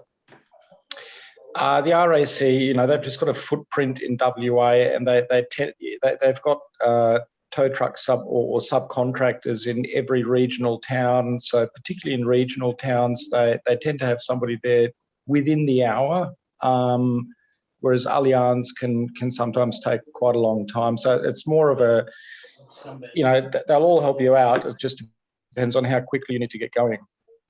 I'm not biased at all. Look, Use the Alex has RAC. got something. Alex, what are you showing us? Unmute yourself, Alex. Unmute. You're muted. He's fully muted. There we go. Yeah, Oh, there we go. okay. I found the towing procedure in the manual. Is that a paper manual, Alex? Yes, it is. Wow, that's retro. That is retro. I started reading before I even got the car, so. Well, more power to you. I think that information's in the glove box, actually, in a small booklet in the glove box. It is in the glove box, yep. Cool. It's also on the screen as well. Yes, absolutely. Absolutely. Cool. Yeah, so Paul, getting back to your original thing, did they say how much roadside assist would cost with the RAC as an extra item? I don't think it's all that expensive. But I didn't get that far. I just sort of went, oh, I hadn't thought of that. Tesla has it. Oh, do I need it? Oh, I wasn't sure. There's several layers of roadside assistance. Several levels, ranging from free to go, which is actually free for 17 to 21-year-olds, to very expensive. Any towing distances issues too, won't there? Perhaps I haven't really looked into it, but so there's several levels. So, Andrew, is the RAC Plus, which I think if you broke down, you'd get a free tow back to home. So, say, like, for instance, I had half a lifetime ago, I had a Jag, which was one of my biggest mistakes, and we drove it up to Karratha, and it blew a head gasket. So the car was trucked down to Perth for free, and the four of us who were in it got free accommodation in Karratha for a couple of days, and a hire car while we were there, and then 4 free bus trips back to Perth. Wow. Okay. So does the RAC do anything like that these days? At the time, all I know is that, and I should look into the details thereof, but you've got your classic, your standard, your silver, gold, the various colors, and the free to go, free to go packages for kids. So I don't recall a plus at the moment. They might have rebadged it clearly. This was literally this was in about 1992, so that was many moons ago. There's also different ways that you can structure it. So you can have it linked to either a prescribed driver or a car. Or you can have, so we've got it, I can't even remember how we've got it set up, but we've got one car. So we've got roadside assistance for one car, and then roadside assistance for one person. I can't even remember if it's me or my wife, but it means that you're covered irrespective of which car. If it's linked to a person, you're covered for whatever car you happen to be in. If it's linked to the car, that car is covered irrespective of who the driver is, if that makes sense. As far as I'm concerned, there you go. Yeah, I've just put it up. You got standard 111, classic 186, ultimate 270, and ultimate plus 320 a year. But there's still, limits on how far you can get towed. What'd you say? We must have ultimate. Yeah. But then you can get free fuel up to $50 a year. Oh, wow. That's not worth it. I was talking to them about that. Although you do get ChargeFox discounts if you've got RAC membership. Yeah, 20%, isn't it, Nigel? Yeah, it's 20%. Yep. Just a tip on that, you don't actually have to be a member. You can type any number in, it still works. Oh, there you go. Look at that. There you Just FYI. Awesome. Speaking of which, Russell, you've got a question. Yeah. This might be one for Richard, actually, Richard Cooper. Still like that, mate? Or yep, see your eyes, yep. He's got to turn up his hearing aid. Hang on. I was about to buy a Power Frunk lifter from Han Show today. Here we go. But on the website, it's changed. And now there's two options. You can get a 2021 06 plus or a 2021 from 01 to 05, which, January through to middle of the year and so on. Do you know how you identify what version your car is that you've got to match those lifts? New ones. Maybe have a look at the build date. I can probably answer that one for you. No. So the hinges, the front hinges on the 2021 June onwards is actually slightly different. I watch my food over there. Not clean.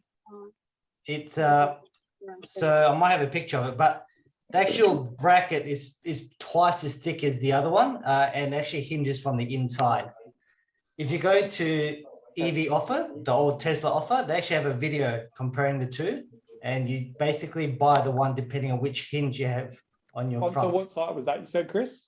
So EV Offer, or if you search for Tesla offer, okay. So I actually bought the front, electronic front from them. You will see that there's actually two hinges for the front. Okay. And are you allowed to install the kick sensor to the front, or is that a no-go? Yeah, I put a sensor on mine a couple of weeks ago. It works great. But be warned, it only works when the car's unlocked. Yeah, well, I guess that's when you only want it to work, right? Yeah. So when mine's in the garage unlocked, I walk up and rather than getting on the app, I just swipe my foot under. It's great. Yeah. Okay, because they don't sell the front one. They said warning, don't use on the front. I don't know why that is. That's all. Well, I fitted mine 2020, and then I fitted the sensor about 3 or 4 weeks ago. Okay. I watched a YouTube video where someone was saying they banned them because someone went over a speed hump and set it off and it popped the bonnet up when they were driving. It can't happen. Yeah, okay, cool. I'm going to do that as well then. All right, awesome. There's a catch. When I had mine fitted, they said the same thing. They said not to put it on the front, the kick sensor, because they said it might come off or might get ripped off if you go over a curb. Not over a curb, if you park and the spoiler is over a curb, it might rip it off. But I had a look at Richard's. Richard did his own, and his is almost flush. Well, it's inside. It's above. Inside, doesn't it? It goes inside the plastic, right? Yes, it does. Yeah. So where they've mounted mine is the spoiler. That's the bottom of the spoiler, and then there's a bit like that. So mine's up here, so I can run my foot there, and it will open it. It hardly ever works, by the way. But yeah, Richard's obviously works fine. So rather than it being underneath, you just put your foot in that gap. But yeah, most of the time it doesn't work. So hey Pete, do you want me to relocate it for you, mate? It's a 20-minute job, mate. It's easy. Let's do it. And that's after doing it twice there, Richard. Yeah, that's right.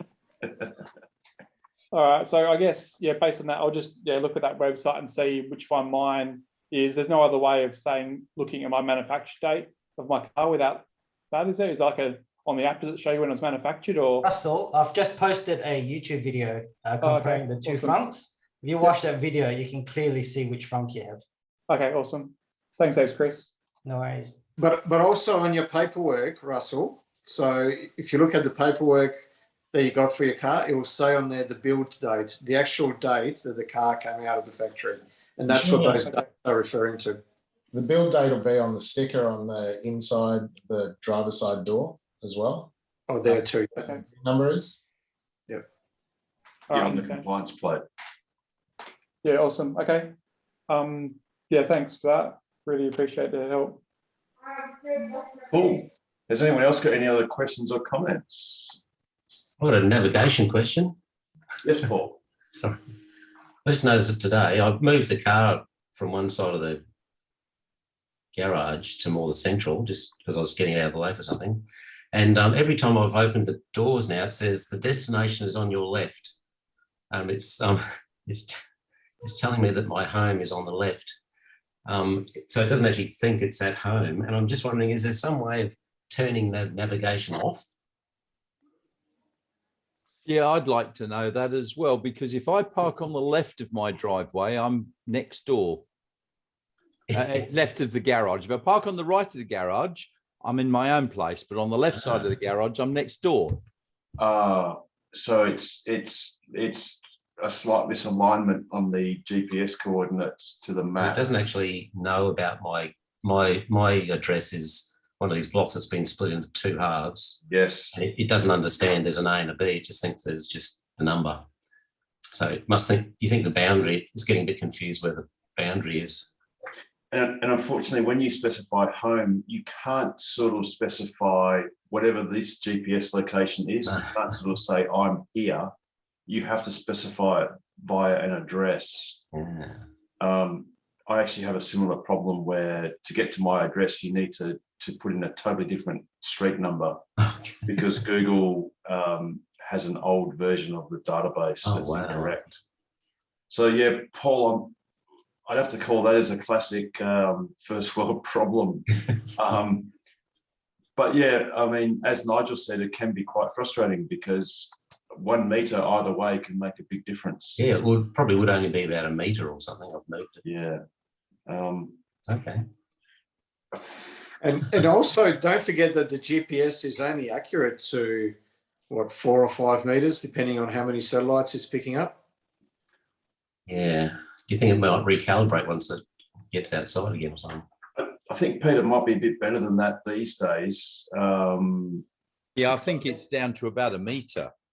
Yeah, because I think Bill Clinton in his presidency actually got rid of most of the error in the civilian GPS channel because back in those days, in the late 90s, GPS receivers were using differential GPS and other techniques of filtering out this random sort of error noise. So they sort of mostly gave up. So the GPSs these days are pretty accurate. It's more accurate if you've got a cruise missile. They're about 10 centimeters. They'll thread it through your door lock. We'll have to remember that next time. Yeah, we're out and about, Nigel. So if I had 2 cars, I'd have to put 2 addresses in, one either side of the garage. Well, and that could also neatly guide you to whether you should be on the left side of the garage or the right side. Although it's probably using the address on my Tesla account, isn't it, or something? No, the address. No, you actually use when you. In fact, I can show. Yeah, my Tesla account has like 21A, but the Tesla itself only knows about 21. Yes, because that's actually getting it from Google Maps. Yeah. Unfortunately. So, like I said, I have exactly the same problem. In fact, ironically, my phone app tells me that the car is in the correct location. Yeah, okay. But the car, when you navigate to the correct address, it goes around the corner, and you have to basically take a number off it. Right. So rather than being 38, I've got to specify 8. And if I put in 38, it goes around the corner. If I put in 8, it goes to the correct location. But the phone quite happily states the car is at 38. Okay. So there's 2 different maps happening. It's a bit funky, but and unfortunately, it's not a Tesla problem per se. It's because they're using Google Maps. So is the Google map that's in your car the same version that's you get on your phone? No, because for instance, my phone's an iPhone, and I'm pretty sure I noticed that it actually had an Apple symbol on the actual map. So I think the app uses the phone's mapping. It overlays itself onto the phone's maps. So possibly if you've got an Android phone, well, that's obviously Google. So that might be inaccurate. But if you've got an iPhone, you might have that difference. But Hey, unfortunately, Harold, go on. Pete? wasn't Tesla using open maps at some stage? I think that's for their internal offline navigation. Right. So, which is something we don't normally experience, but it does exist. So the car actually has its own built-in maps for navigating when it's offline. Gotcha. But when you actually navigate to somewhere online, well, when you're in a mobile area, I'm pretty sure it uses Google these days.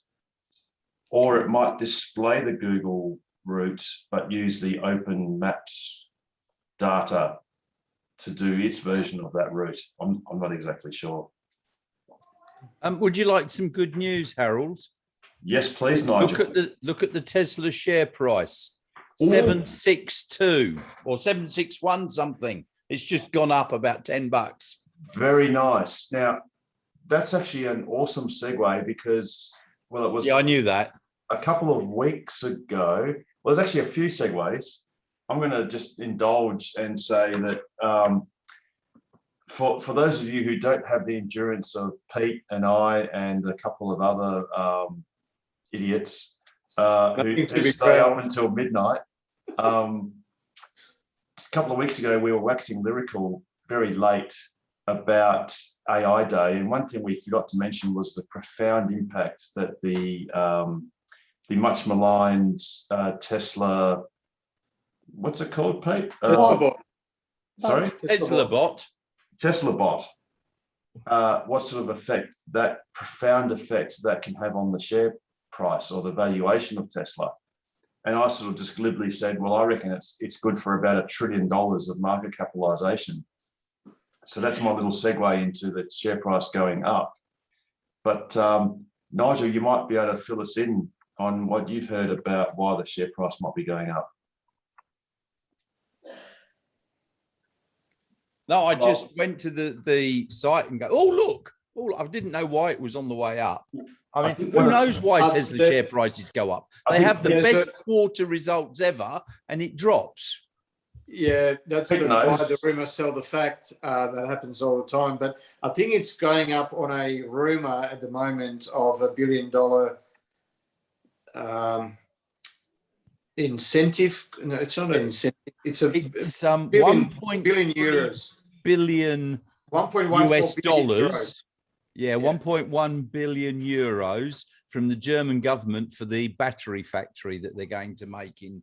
So that's a persistent rumor because that's been known for a while that Germany has got that incentive for any EV battery maker, including obviously Tesla. What's reignited it is the Tagesspiegel published a story a couple of days ago. Yes. Yep. I also thought VW got about 435 million recently for doing the same thing. Yes. Yep. And Tesla's gigafactory in Berlin or in Brandenburg, the battery plant part of it definitely qualifies. I thought it might have also been with ARK Invest 3,000 rating their base case. So this is basically if nothing remarkable happens and things just plod along like they are expected to, they expect Tesla share price to go to $3,000. The comparison there is that currently Tesla's share price is, let's call it $750 with approximately a 700-something billion dollar market cap. They're looking at a market cap approaching $3 trillion in 2025. And what's put a rocket under that is Sawyer Merritt on Twitter said that Elon was holding a company-wide teleconference open to all its employees. And during that conference, apparently he said that if we execute, the 3,000 is what he'd expect. Interestingly, someone did some figures and they worked out that since Tesla IPO'd, the share price has averaged about 70% increase per annum, which is just absolutely nuts. But in order to get to the 3,000, it would have to drop to about 40,000 40% per annum. So, yeah. Yeah. So even if you're being so you're saying that's right. So you've got to have a pessimistic growth profile to only achieve something as little as that. Exactly. Yeah. Speaking of Sawyer Merritt, he certainly wasn't Tesla's favorite tweeter on the day that there was that company-wide call. And I'm just trying to bring up those tweets. He basically live tweeted out. Do you recall the date of that, Pete? Roughly? A couple of days ago. So what wasn't that long ago? Yeah, it wasn't. 2-3 days ago. Let me see. Find it. If you get me a date, he had some interesting comments because he was. I think someone had given him a feed. In other words, they'd had a mobile phone or something transmitting the audio to him, because he clearly wasn't part of the call, because this was an internal call to, they call like employees. Yeah, to all employees, or at least the major ones. But he had quite a detailed part of events. And one of them I recall is that Elon Musk. Yeah, I've got it here. It was, I found the tweet. Yes. Which date is it, Pete? Oh, sorry. No, sorry. Scrap that. That's a different. Going to do a Q&A live stream in 15 minutes. Okay. That was a different one. So I'll find it in a minute. Yeah. Cool. I recall one of the things that he said was that Elon Musk had indicated that he might go to Mars in 10 years. Yep. Which so there was a bit of controversy. He had stated that Elon Musk said that the Cybertruck would be delayed. Production would not start until late 2022, and mass production wouldn't commence until 2023. But he later walked that back and said he was mistaken, and that production would be starting in 2022, not late 2022, and that it was sort of natural to say that volume production would commence in, or would conclude in 2023. There were quite a few other bits that Sawyer Merritt did state, and many of them were quite bullish on Tesla. I think that's where you were saying, Pete, that Elon Musk said if they execute properly, they really will have a rather large market capitalization, which is sort of quite interesting.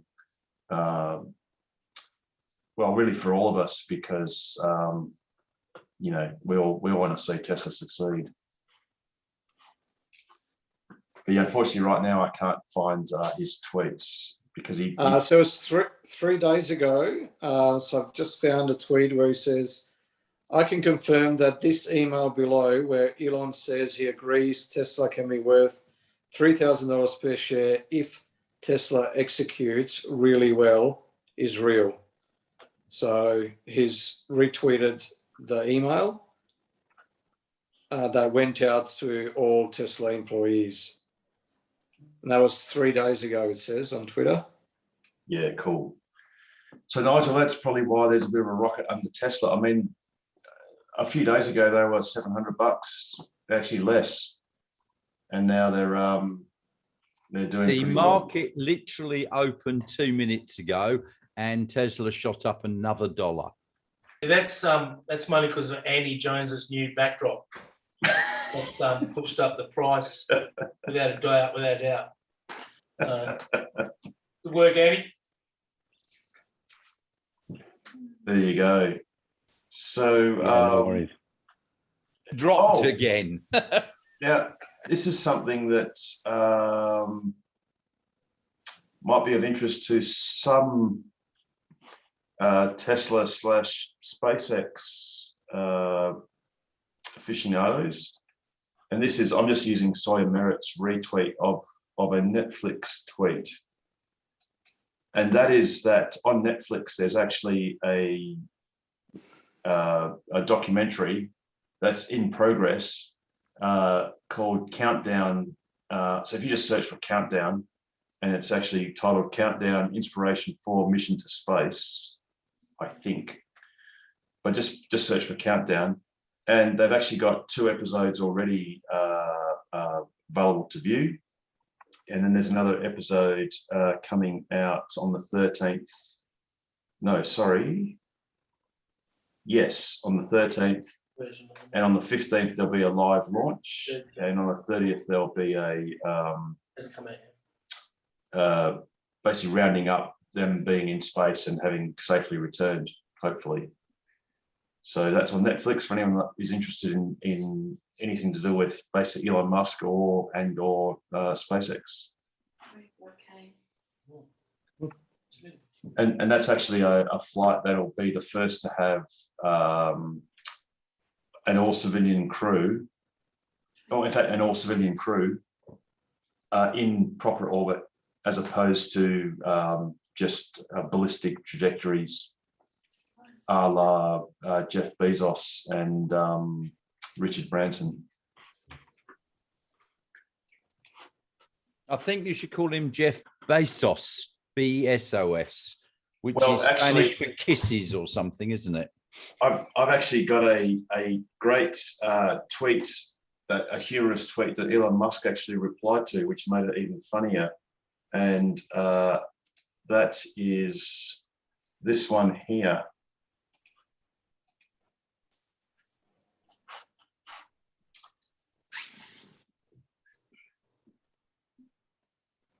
So for those who can't be bothered reading, it says Jeff Bezos has reportedly invested in anti-aging startup labs. Scientists will have a $1 million salary and will research how cells age and how to reverse them. And Elon Musk says, and if it doesn't work, he's going to sue death. That's just after he's finished with NASA. Yes. So the story behind this is that Mr. Bezos has decided to sue NASA and the government for daring to pick the best formed proposal to go to the moon, the cheapest proposal, the only practical one that's got any sign of actually working. And he's basically suing them for the indignity of not picking his inferior and far dearer offering. Yeah, but Jeff has got something positive going for himself, and that's his haircut. Yeah. He has a very good haircut. Short back and nothing. Oh dear.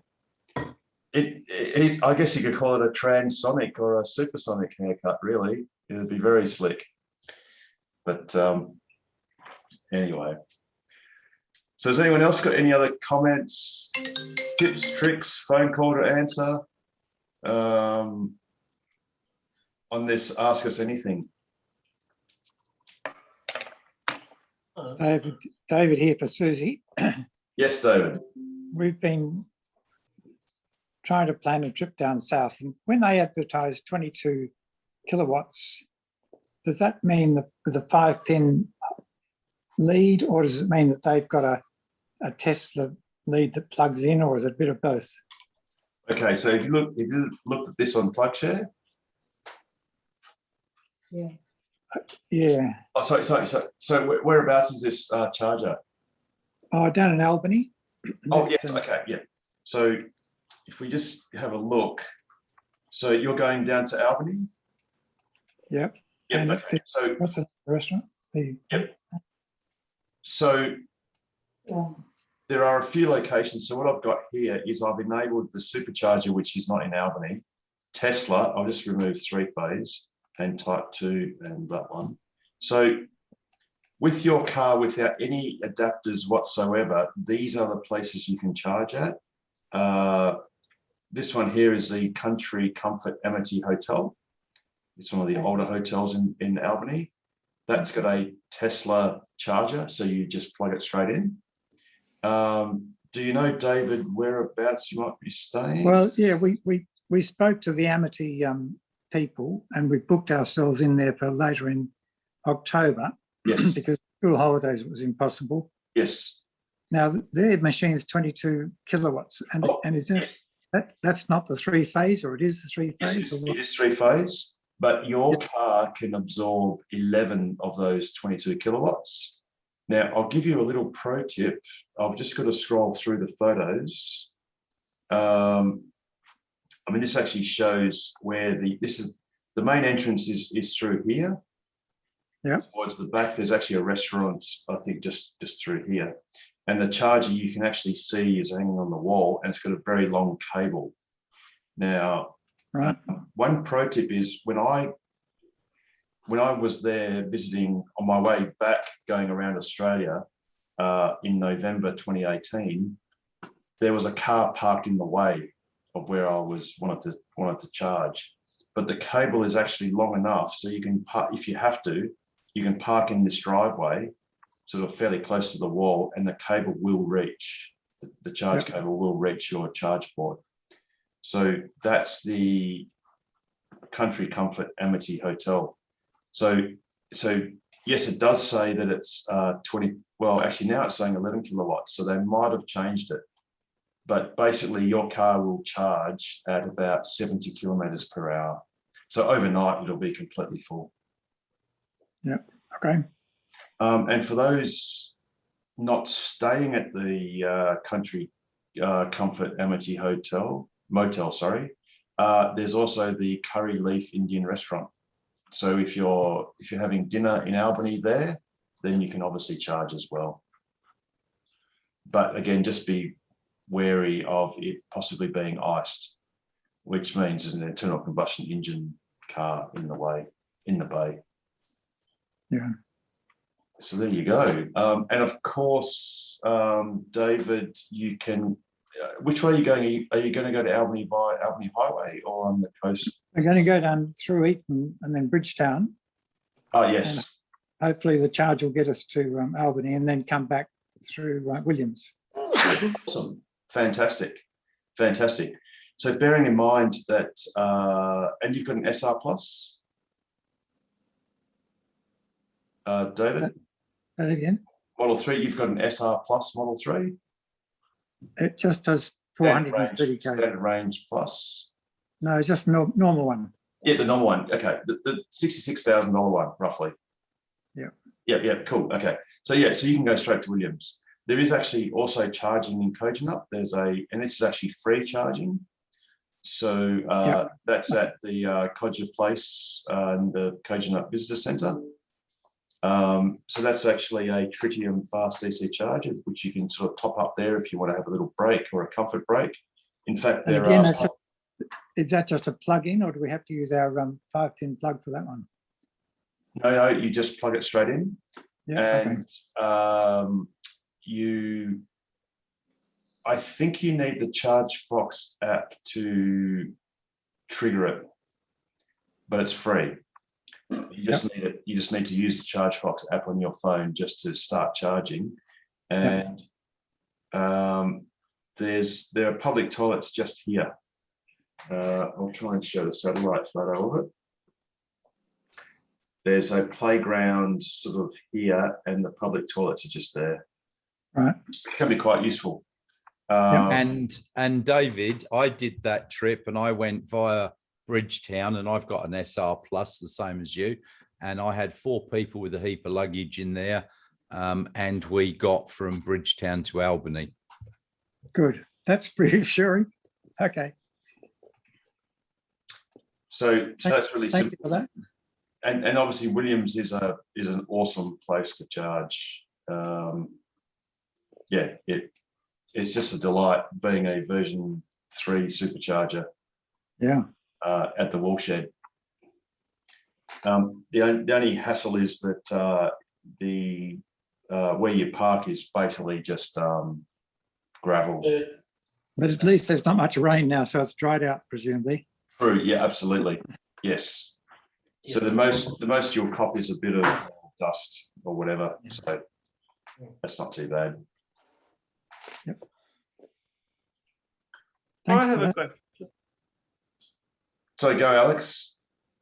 Okay, on PlugShare, some of the chargers that I've just had a look at, it's got like a score next to it or something on some of the pins. I'm not. What does that score mean? Is it like a rating of the charger? Like how many? Like it's like I don't know. It's like a little green box with a number in it. For example, Stockland Baldivis Shopping Centre's got a 10 next to it. That should be the rating of the location, but I don't see that on the PC. Is that on your phone, Alex? That's on my smartphone. Nice. I'll remove my background and I'll show you. There you go. Oh no, because you've highlighted the pin.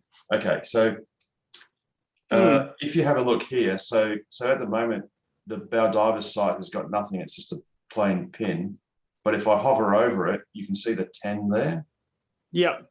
So that rating is for every successful charge above a certain number of successful charges above a certain threshold, you'll get an ever increasing number. So for instance, if I just created a pin out of nowhere, it would have a 0 rating or a non-rating because no one has actually checked in there. In fact, if we just, for example, if we just look at the Caranup supercharger, which has had a variable rating. So at the moment it shows 10, but if we go to the check-ins, this is not going to, no, it's not, unfortunately, it's not going to show, oh yes. If we look further back in time, when it wasn't working properly, the rating went down to close to 0 because all of these people reported it not working. Yep. And then as people start reporting it to work, you'll get a rating of 1.5 or 3.7 or whatever, until there are a sufficient number of successful charging sessions reported, and then it gets its 10 rating, which it has now. So it must be an average or something. It's sort of an average. So I think if you present one failed charge session, it might drop it by a very small amount, maybe half a point or something like that. And then as more and more people have negative experiences, it will then reduce at a greater rate. So if you come across a pin, so if you hover over a pin and you see a 10, it's quite likely that it will be working, usually. So a 10 usually means everything's great. It's been great for the last, quite a few check-ins. I can't think of one right this minute that's got a very poor rating. Oh, there we go. Kent Street Car Park, 5.8. So I presume that means this is in Rockingham. I presume, look, and we've had a couple of negative results. We've had it was the cable had got the communication part of it was micro fractured, and so many people were reporting it to whoever was looking after it, which was Empower and Rockingham Council, that they went and stuck a electrical warning sticker on it not to be used. But it has now been fixed as of this week, I think Monday or Tuesday. Monday, yeah. And we can see Rob used it yesterday and reported it being a success. Yeah, they put a new cable on it. I spoke to the people. I think it was Empower, not Empower Solar, but Empower. Yes. And they said, "Oh, we've got a cable en route from Tesla." And I said, "What?" And they said, "Yes, it's actually en route." And that was about Thursday or Friday. And then they went out on Monday and fixed it, which was quite good. But they wouldn't let anybody use it because they were getting too many people complaining. I could use it fine because I knew how to make it work. But most people just coming and plugging in and going, "Oh, it's not working again," and bitching about it to the council. So Nigel, did you twist it in a loop? Yeah. I twisted it clockwise. Yep. And the easiest way to test this, hold the thing and press the button. If your door doesn't open for the charge port, it's not working. Twist it, press it, door opens, plug it in, it'll work. Yeah. And once I've actually had to twist it twice. Is it a break in the cable? Yes. Yeah, it's a cable's micro been- fracture in the communication cable. Yeah, there you go. It's been wound too tightly because it's in a spiral. So you've got your big AC cables, which are obviously fat and big and whatever. And then you've got your much finer communication cable inside in a spiral, and they've wound it too tightly. So as you use it regularly, and unfortunately, when it's in public use, people will twist it, they'll wrap it around, they'll sort of like loop it around and do all sorts of weird and wonderful things with it. And as Nigel said, it just fractures the copper in many places. Actually, you can have multiple fractures, but if you twist it in a certain way, they will all sort of come together and it will work. And in any other orientation, it won't. We had the same trouble with the Baldivis Stockland Shopping Centre one. The manager there, Michael, he's really good. He's very helpful. He ended up getting a hold of Tesla to send a new cable out, and they sent him a whole brand new unit. Now, it was a Gen 2 unit, so he's plugged that in. And of course, the old charge point one, which has got two Type 1 plugs on it, one's defunct, the other one's still working.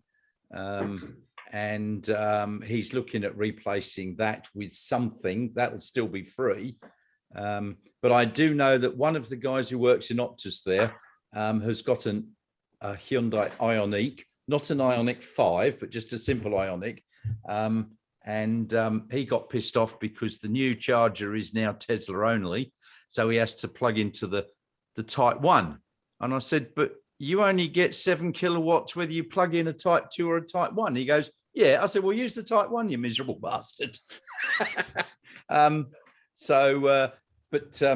Yeah, he was trying to get Michael to change the dip switch settings in there so that he could plug into the Type 2. But I don't think he can on that one. I haven't looked at the VIN, serial number on it, but I've got a feeling that all the latest ones won't. Except for the Generation 3 ones, which except now for the Gen 3. Yeah, and I told him there to look at getting a Gen 3 one from Tesla, $780. They've got an electrician, a couple $100, they have it in there. And I said, you can control it by Wi-Fi. You can even charge people to use it. Oh, no, we would never charge people. I go, yep, I don't mind. He's going to be looking into it. But I'll tell you something now. He also said that EVIE, are looking at putting in fast chargers just out on the road. Ooh. You heard it first on You heard it first here. I only heard it first on Friday last week from the Michael. I don't know whether he's supposed to tell me or not, but he's been in negotiation with EV for a couple of months. They were looking at putting it downstairs around the back somewhere where he's got his big power, his 22 volt power coming in. Yep. But he says they're now negotiating with Western Power out on the road at the side by the traffic lights to put it in there. They're going to take it straight off Western Power. So that will probably be a chargeable charging point. Yes. So I won't use it. Absolutely. We'll just have a quick interlude. Barry, I believe you've got a question. Yeah, thanks, Harold. I just read your mind. Yeah, I know. I did leave a few minutes ago and thought, I'll just pop out to the garage and check which type of frunk I've got according to the video. It turns out I've got the... Sorry, Barry. You're welcome, Liam. Thank you for coming. Feel free to ask any questions next week. You're welcome anytime at all. Sorry, go, Barry. Yeah, so sorry. So it turns out I've got the early 2021 version with the struts on the outside rather than the struts on the inside. But when I was under the hood, I noticed a piece of plastic pipe going to my right hand or driver's side windscreen wiper. And I thought, well, that looks like hose for windscreen washers. So every time I've used my windscreen washers, I notice that water comes out directly out of the head, but only of the left-hand windscreen wiper, not both. Should it come out of both, given that there's a pipe going to both of them? I'm going to say yes. Anyone else want to take that? Yeah, I think it does come out of both. Yeah, mine ever since I've had it. So, well, 3 months, 2 months now, 3 months. It's only ever come out of the left-hand wiper, not the right-hand one. I thought that was a feature. It would appear that it's a fault. Yes. So just hop on your Tesla app and log that as a fault. Right. The other thing too, Ben from service, he basically told me if you lift up the there's a panel underneath the front, and it's the service port where your auxiliary battery is. Lift that up, and just make sure that the hose isn't kinked anywhere. Yeah, I'll check that tomorrow. Yeah. Thanks. Yeah. Okay. Yeah, I always wondered why it only worked on the left-hand wiper. I thought, why don't they put it on both? And obviously they have. It just doesn't work. Okay. All right. I'll check it in the daylight tomorrow and just make absolutely certain and make sure there are no kinks. And yeah, if it is a problem, I'll jump on the app. Well, while you're there, Barry, because we're talking about asymmetries, can you just put your car in reverse and check that both globes are working? Yeah, right. I know that one doesn't work, Harold. It's champagne comedy around here at the moment, I'll tell you. Champagne. Yeah, I noticed that every time I reverse up to the garage and I think, oh, why is only one light working? According to Harry Anderson, that is the most asked question they get. Yeah. I knew about it before I got the car, so it wasn't one of my questions. I must have missed that in the briefing that I got for 3.5 minutes. That's because it was a briefing. It wasn't a long thing. It was a briefing. Once the dancing girls had gone and the champagne had gone, and that was it. It was pretty much done. So we didn't. Yeah, the day mine got delivered, I reversed it out of the driveway for a quick test drive, came back, and my neighbour came running over. One of your reversing lights doesn't work. And I go, oh no, this only got the one. Don't worry about it. Yes, it's the economics of car manufacturing. If you only need one globe, just fit one globe. Says the man with two. Yeah, exactly right. Says the man with a spare globe. That's right. But trust me, I paid through the nose for that extra globe. Cool. All righty. So has anyone else got any other questions, comments, or anything for this? Ask us anything. Carmen, did you bring your model tonight? Did you bring Sorry? your model? Did you bring your model car? Oh, I have got one here, yeah. Oh yeah. Oh, Harold. The button. Show us the button that opens the front.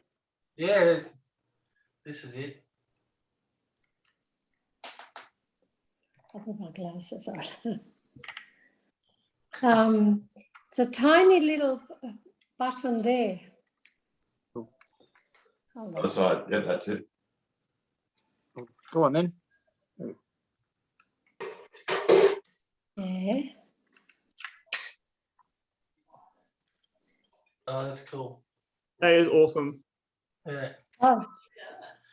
Was that Oh, it AliExpress? looks Carmen? like Where's the looks radio like- control unit? That's not a powered front though, is it? No, it's but the lights go on and it makes a noise. I think the batteries must be flat. Normally, when you open it, the lights flash, and it. Oh no, we're having a car off. Here we go. Doing a. So Rob's got his. What's that, Rob? Is that a model? That's a Roadster, isn't it? This is a red Model 3. Oh, Model 3. There's a black Model S as well. So I got this for Christmas.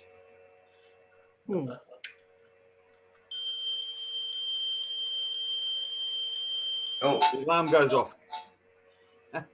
Oh, that's a good one. Yeah. What's that one, Nigel? I didn't see it, Nigel. What's the one you Oh, had? here we go. Oh, here we go. Nigel, what is it? It's that's the Hot Wheels yeah, that one. Cybertruck. What's the No, you've got the Convoy. That's great. That's the one I want to get. Yeah, that's the one I want to get. You're all bloody kids. That's all it is. I love it. It's you retirees have got so much time on your hands, I'll tell you. Jesus. Oh, sorry, I think I've just said the alarm off. I want to get that Simon. That's unbelievable. Hey, Pete, have your power struts in your X failed because you have to hold the wings up? Yeah, it's only the left one that holds up. I need a Richard Cooper. Yeah, we better fix that. Where'd you get that one, Nigel? Nigel, where'd you get that truck one? Kmart, I think. Oh, really? Yeah. Oh, okay. But I can't get it to work, but this one used to make a noise as well, but it was an internal combustion engine revving. So yeah, so I think I've given away the fact that it's not a genuine Tesla replica. I think Richard Cooper's going to get something to outdo us all. Can I ask another question? Absolutely, David. In the back of my boot on the left-hand side, just next to where the little flap goes up and down, there's a spring-loaded loop hanging down, but when I pull it, it doesn't seem to open the hat. Is it for something else? Yes, so that's on the left-hand side. That's the manual release for if you have something plugged into your charge port, a charger, or the nozzle of a charger, and for some reason it doesn't release properly electronically, you can then pull that cable and that will manually release the catch that holds on to the charge cable. So it's only if you've got something plugged in, because when I just pull on it. Yes, and if it's plugged in and you cannot open it by normal means, and the way you open the charge port, if you've got a Tesla destination charger or a high power wall connector with that button on the head of the plug, you can just press that. I think there's 5 different ways, isn't there? Yes, there are. Yes, as per the YouTube video on the Tokwa YouTube channel. For a Model 3, there's actually one less way if you don't have the remote fob. And I don't actually have a fob handy, but we saw it on the Tesla shop earlier. But it's basically like a Matchbox car, where to unlock the charge port door, you press and hold onto the boot part of the remote for about 2 seconds, and that will then release the charge port or the connector. You can also go into your Tesla app and unlock the connector, or go into your car onto the screen and then unlock it as well. Second question, supposedly in the boot somewhere there's a cigarette lighter attachment? No? 4-volt outlet. Oh, in the boot? No, it's in the glove box, isn't it? In the center console. It's in the center console. Yeah, that's it. Sorry. That's the only one. There's nothing in the boot. Okay. No, I read somewhere that it was in the boot. No, it's in the center console. No, the Model X's have one in the boot. We're looking at the wrong one. But not the Model 3s, unfortunately. Just as I have 2 reversing lights, I also have 2 12-volt power sources. Trust me, I paid through the nose for those. Those less fortunate in Model 3s have to contend with 1 reversing light and 1 12-volt outlet. I'm not prepared to spend $100,000 to get 2 lights and 2 cigarette lighters. Oh, but it's worth it, Nigel. He got two free wings too. But Nigel, Tesla's gone up to $760. Yeah, I don't have enough shares, unfortunately. Can I ask you- If it hits 3,000, I'll be able to sell them and buy a Model Y outright. There you go. One more question. Sorry, you guys go. I spent my $10,000 and got the option to summon the car, etc. When we go and try to park, when we try to go to park, we hover behind people, and I'm sure they suspect I'm looking at some part of their car or something, but it doesn't come on for quite a while, and then suddenly it'll be a little P will appear. Is there some way of inducing it to show that P easier? Is this for parallel parking or perpendicular parking, David? Yeah, perpendicular one. It can be a bit finicky. So as you drive along slowly, if it sees what it thinks is a suitable parking location, it will then show the P. But yeah, it is a little bit finicky. We tried driving closer, we tried driving further away. It couldn't sort of work out a system. No, the perpendicular parking is a bit finicky. It's much more reliable when you're going past parallel parking bays. Okay. But David, he will only do it if there's a free parking spot that's got a car either side of that spot. So if you're trying to go past the parking spot where there's, more than one free one in a row, so let's say 2 free ones, it won't work. Well, we parked next to a car that was 2 away from the curb, so there was a space between the curb and the car, and it picked that one up. So it must have known about the curb. Oh yeah, yes, it can. Yeah, unfortunately, it's not perfect. Yeah, not bad though. Yeah, that curb, that's a recent thing. It's only come in the last. I've only noticed it in the last couple of months. Not even that, but yeah, if there's, and it will work with parallel parking as well if there's a curb, but it's sort of hit and miss because there are parking spots where there's a car at one end and a curb at the other, and it won't work. But when there's 2 cars, if there's a car at each end, it works, 9 times out of 10 or more. Okay. John. Hey guys, on the subject of merchandise, did everybody see my retro merch? Yeah. How much is it, Andy? That's what I was going to ask you. Yeah, it was up for 1,200. I got it for 1,100. That's great. Have they got any more? I think they more exist. They didn't have any more at that place, no. Yeah, right. Can I have another quick look? Yeah. Very cool. I'm going to put 2 chargers through it.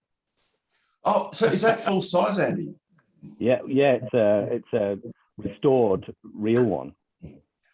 Wow, right. Because I was thinking $1,100 is kind of expensive. Small. For like a little one, like a Matchbox one. Yeah. No, but it's full size.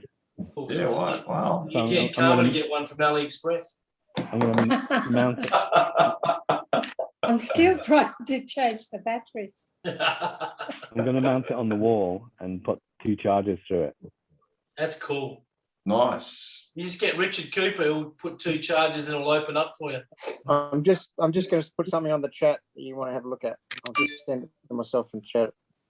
Yeah. Okay, we'll just chat amongst ourselves. Harold, Yeah. Harold, I've got Yes. a question. Chris, what are you picking a car up this week?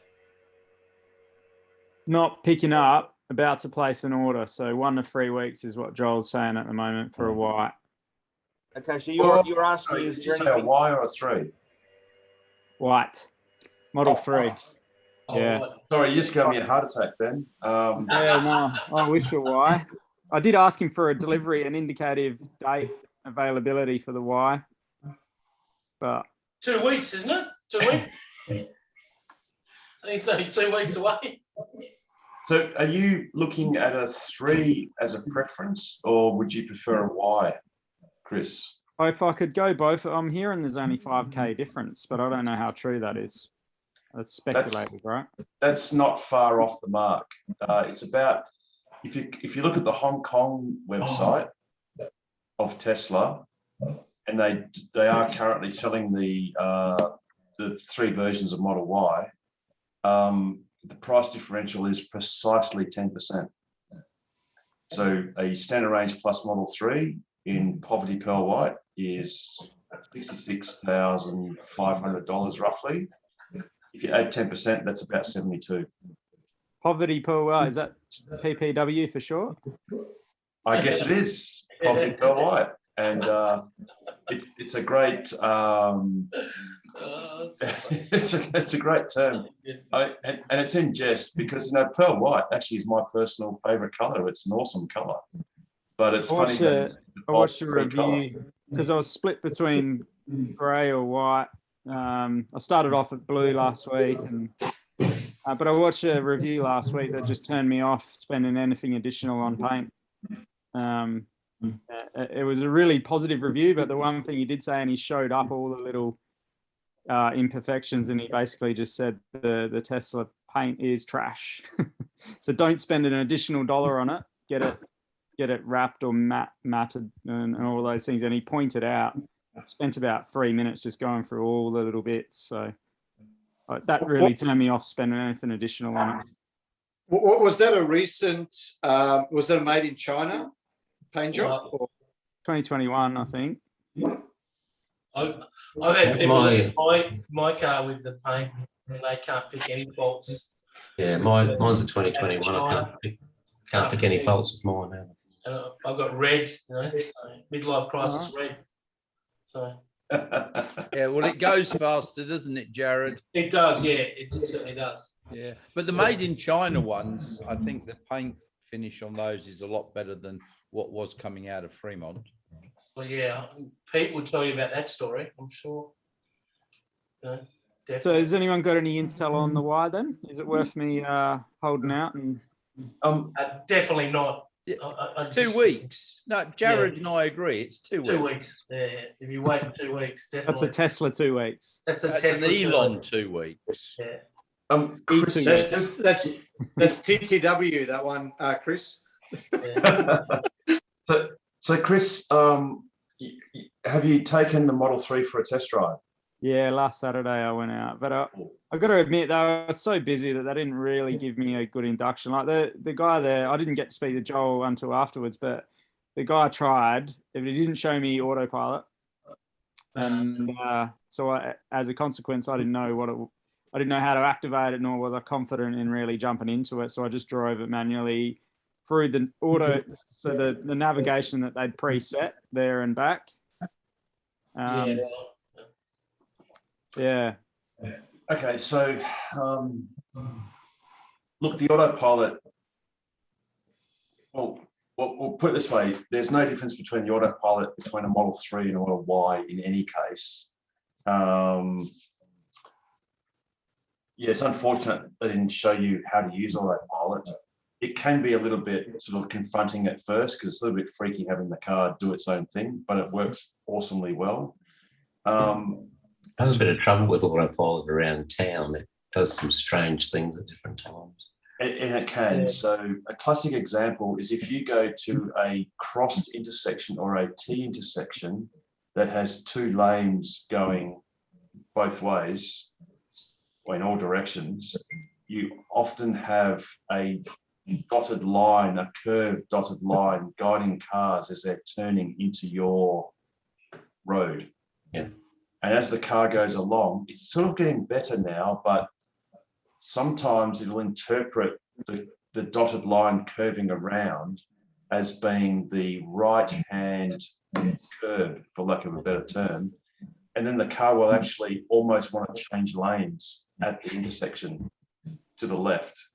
I had one emerging lane with no dotted line to indicate where the 2 lanes, and the car just shot to the side because it wanted to be in the middle of that really wide bit of bitumen. Yes. Very wow, what did it do then? So there's a few foibles, but don't let that put you off, Chris. It's like anything, the car is awesome, but it has a few little foibles which you'll pick up quite quickly. and you can easily override.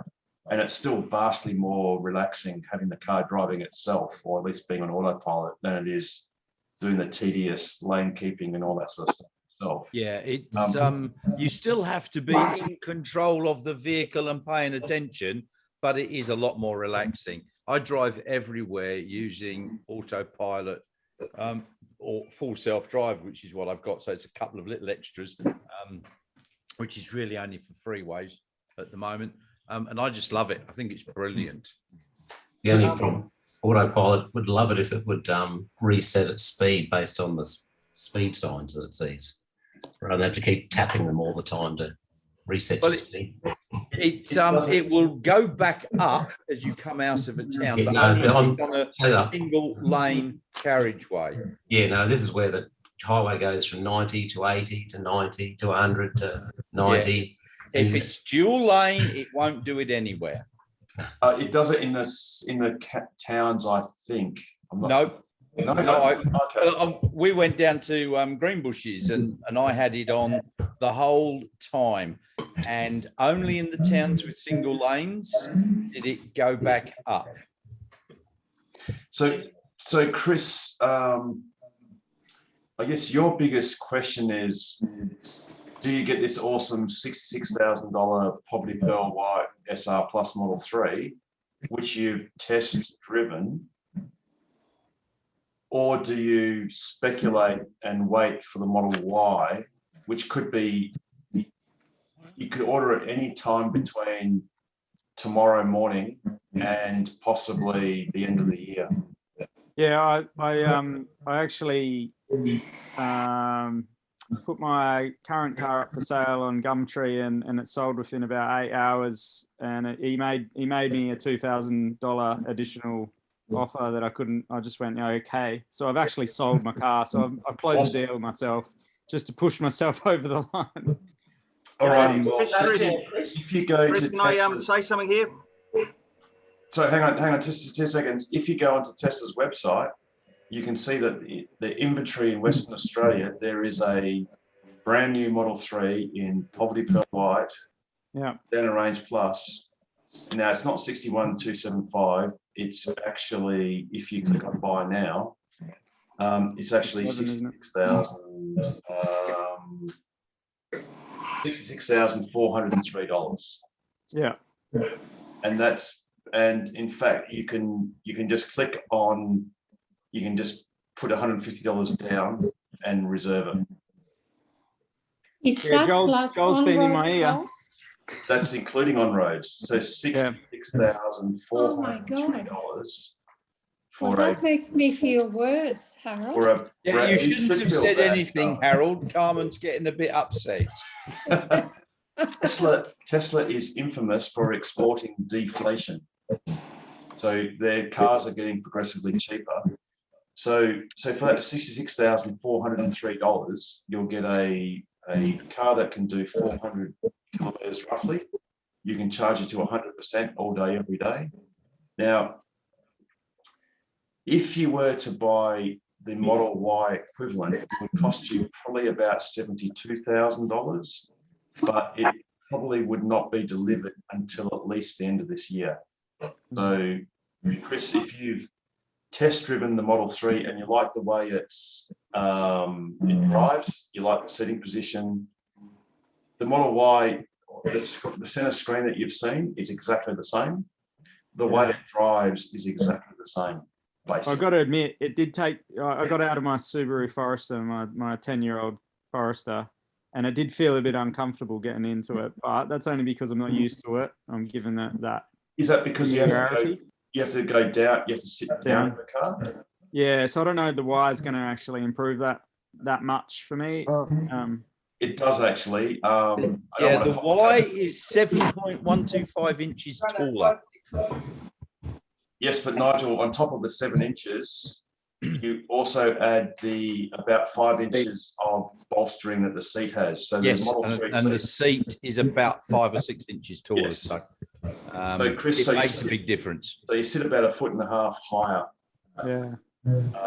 So Chris, I think the Nissan Leaf might be a better fit if you want a seat that's a bit higher. But if you want a better quality car, go Tesla. But the Nissan Leaf is, it's got a little bit Chris, Chris, I'm going to say this now, and these Model 3 owners won't be very happy with what I say. The Model 3 is a good car. The Model Y is far superior. As far as storage space, as far as ergonomics, the way the car's being built, I would wait for this car. I really would.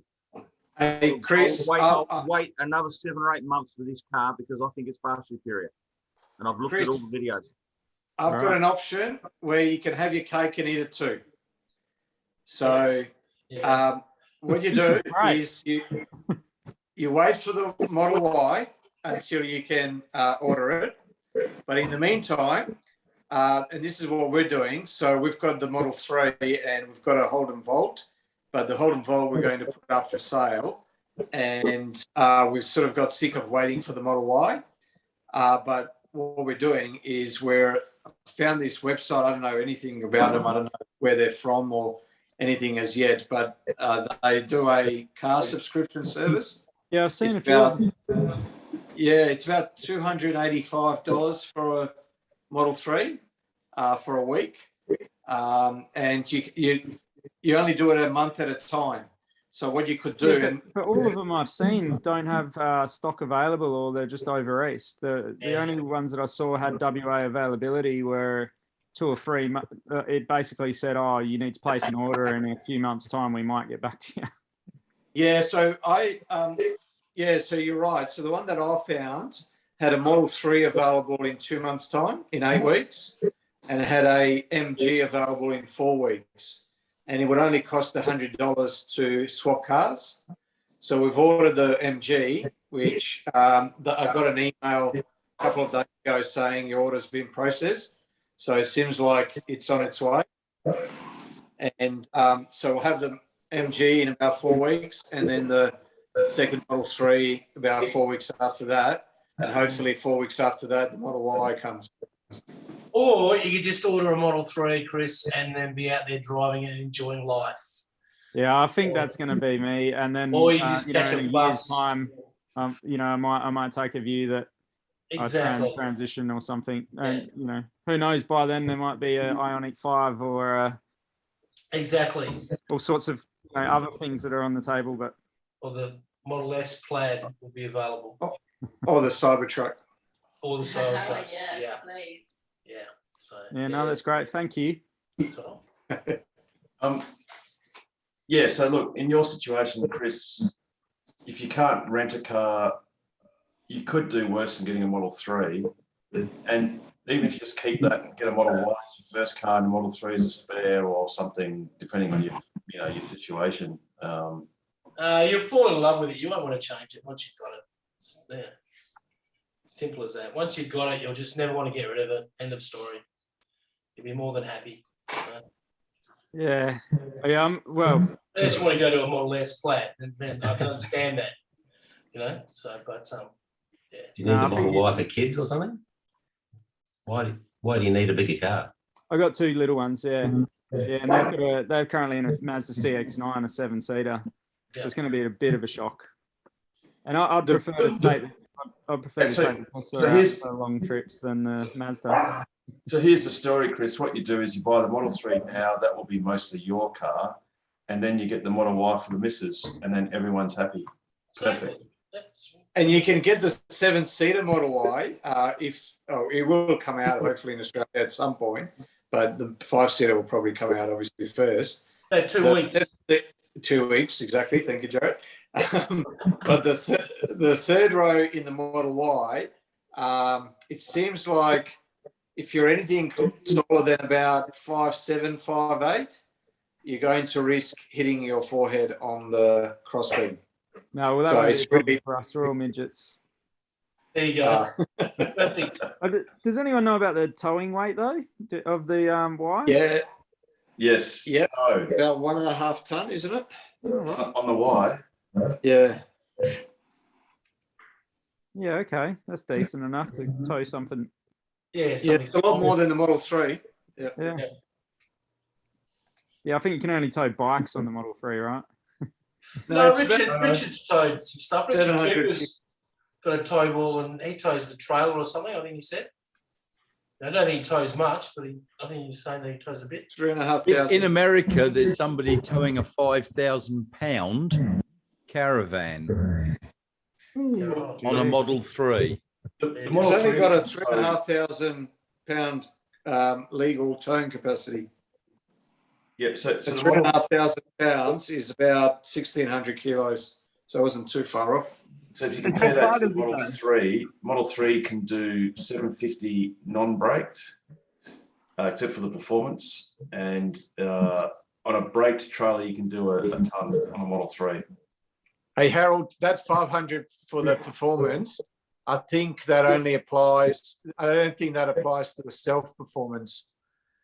I don't think it applies to the minus with the so this is the latest. With the 18-inch wheels. This is the new cars from October 2020.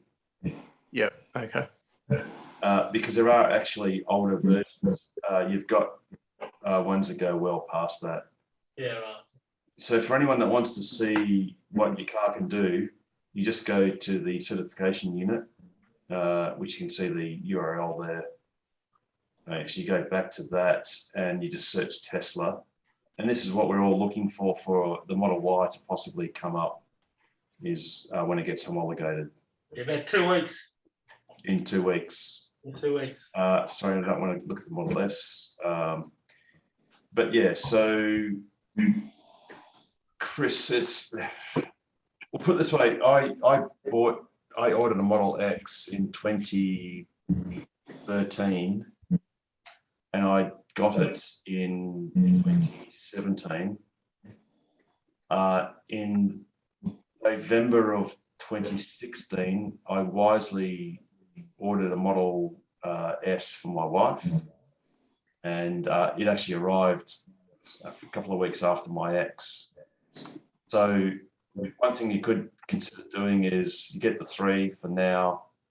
The Y will come out and be available anytime between now and 6 months. And you could always contemplate updating it later or going a 2 EV family, because you'll work out that these cars are so awesome to drive and so convenient as far as charging or refueling or energizing, and the total cost of ownership. So you obviously got a 2-car family, because everyone's got 2 cars these days. You can run the numbers, and you might just upgrade to a Model Y and keep the 3. Yeah, that's good advice. That's what we're doing. But we've been on that point, we've been a 2 EV family since April 2016 for 5.5 years. Once you go EV, like Anne said before, you never go back. Yeah, I have to agree. But what's going to happen to the description for the model cars?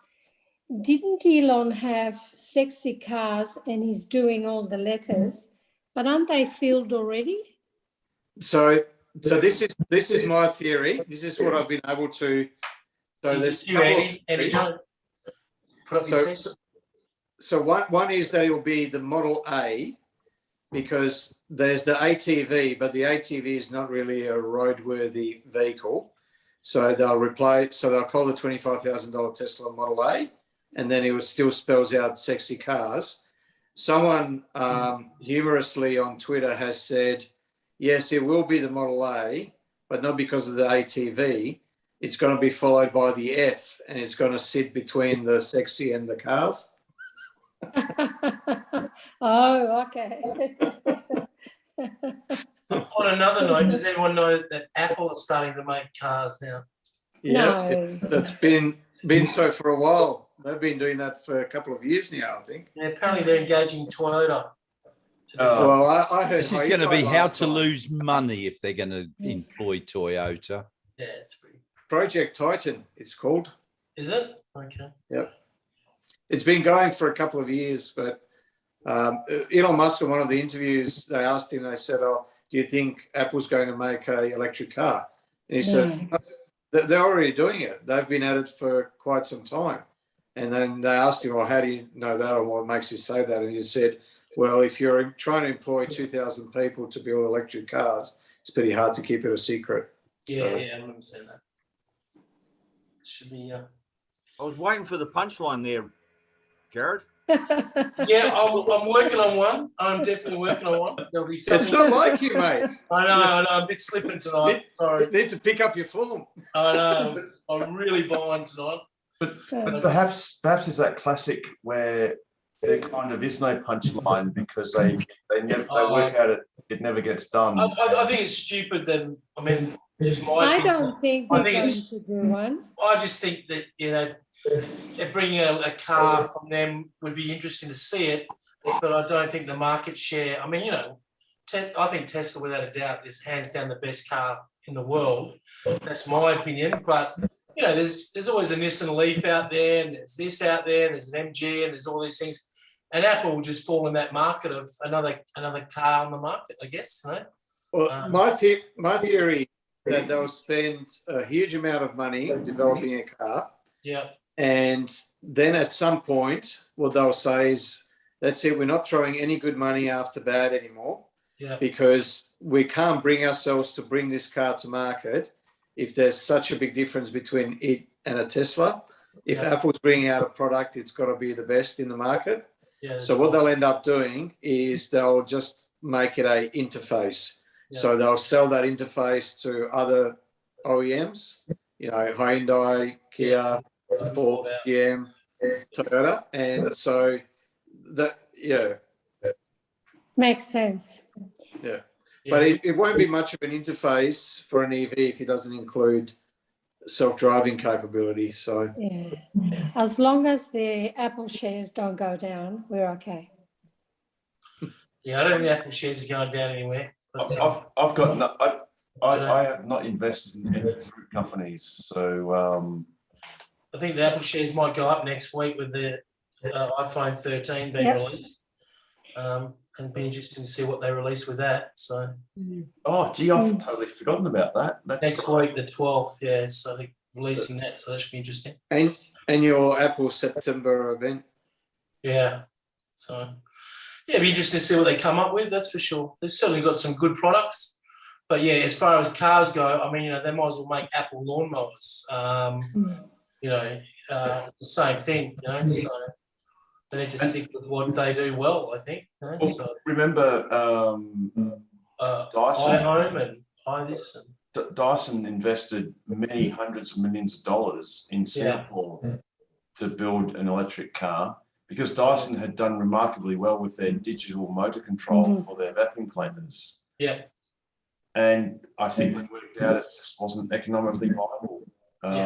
Building cars, as Elon Musk has said, almost any idiot can build an awesome prototype, and you can literally hand build anything you want and it can do amazing things. But the hardest thing is to build the machine that builds the machine. That's it. And it's so difficult. It's so difficult. As Dyson has found out, and Apple. And the thing too is Apple's great thing is in design. They're not into manufacturing. And in cars, it's almost not quite about the design so much. It is all about the manufacturing.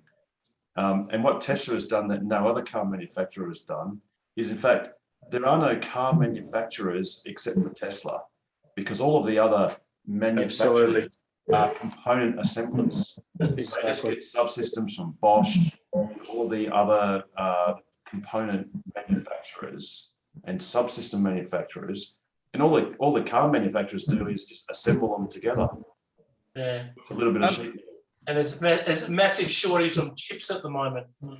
So Just for you, Jared, before I go to bed, I've changed the screen. I know, I've seen that. I'm just waiting for the 2022 calendar to come out. I'm looking forward to that. It could be on the Tocqueville website, the Nigel calendar with the famous backdrops. It always brings me. Anyway, I'll see you guys next week. All right. Me too. Yeah. Good night. Night, everyone. Night, Carmen. Alrighty, so anyone else got any tips, tricks, comments, questions? We're roaring past 10:30, which is kind of early for us, but it's been a long day. And we've got EV Day in just a couple of... Tomorrow, who's going tomorrow? Are you going tomorrow, Richard Cooper?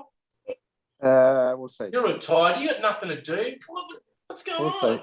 It depends on the weather. I can't stay much past 1. I've got a meeting at 2, so we'll see. Yeah, I'm just going to go down and show the face. And people will be there signing autographs. Yeah. For a meet and greet. It's only $300. You'll do a photo with him and an autograph. I told him they should charge more. I've already asked the event organisers. They're going to put barricades already in place. We need to make sure that there'll be a line. Yeah. And they're selling raffle tickets for that T-shirt you've got on, haven't they? Harold, as long as you don't wash it. So Harold, just a quick one for you. Will you be able to bring those Type 2 cables tomorrow? Am I able to grab one off you tomorrow? Hang on, Chris. I think Harold's gone to the recharging station. Oh, yeah. Recharge. A decharging station. Yeah, discharging station. I'm sure he'll be back in a second. There he is. There he is. He's back. So Harold, just a quick one. Just wondering, will you be able to bring the Type 2 cables tomorrow? Oh, yes. At the EV Day? He's normally wearing a trench coat with one either side of his trench coat. So he's normally like, you want a cable? Come around the back. You know? Yes, so, I can. If you can't, I'll grab it off another day. There's no rush. No, that's cool. So you want the Type 2, the 7.5 meter cable? Yeah, is that the same one that's the Mackenzie's one, like the Tesla cells, or is that a different brand? Yes, yeah, I think it's actually longer. So for members, it's $265. For non-members, it's $300, and it comes with a carry bag. Okay, so I have joined as a member. Yeah, great, cool. Yes, I can. And that's really good value. Just quickly, that's cheaper than any comparable 7-meter cable anywhere, or even on the internet for a Type 2 to Type 2. So I bought it. It's fantastic. It's a nice carry bag. You use for bowling. You put your bowling ball in it. It's very. You can. I'm not actually driving my car tomorrow to the EV day, but yes, I'll do my best to bring one with me. I'll grab it off you another time. Then that's no, totally cool. If you're going to EV World Day, or World EV Day, sorry. Yeah, that's okay. I'll have it with me, as well as the drone that Florian has dobbed me in on. No worries. Andy, you going? Andy? We were booked to go and we were super keen, and then somebody went and put a client meeting in my diary.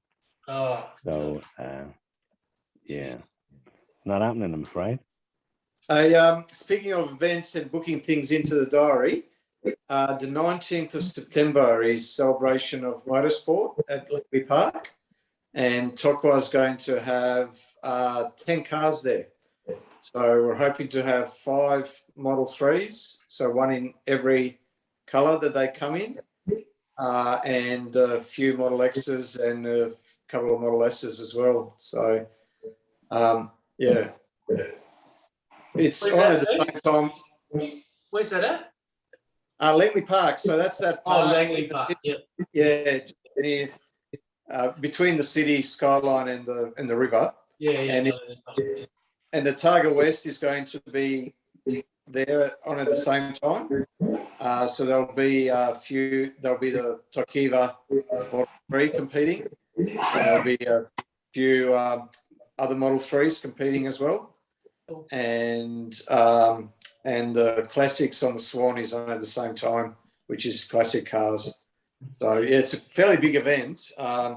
Last year there was thousands of people that came through. That's good. Definitely. All right, George. Stay safe. See you, George. So Jared, how are the tickets for the grand final going? Yeah, no worries. Just joke, only joking.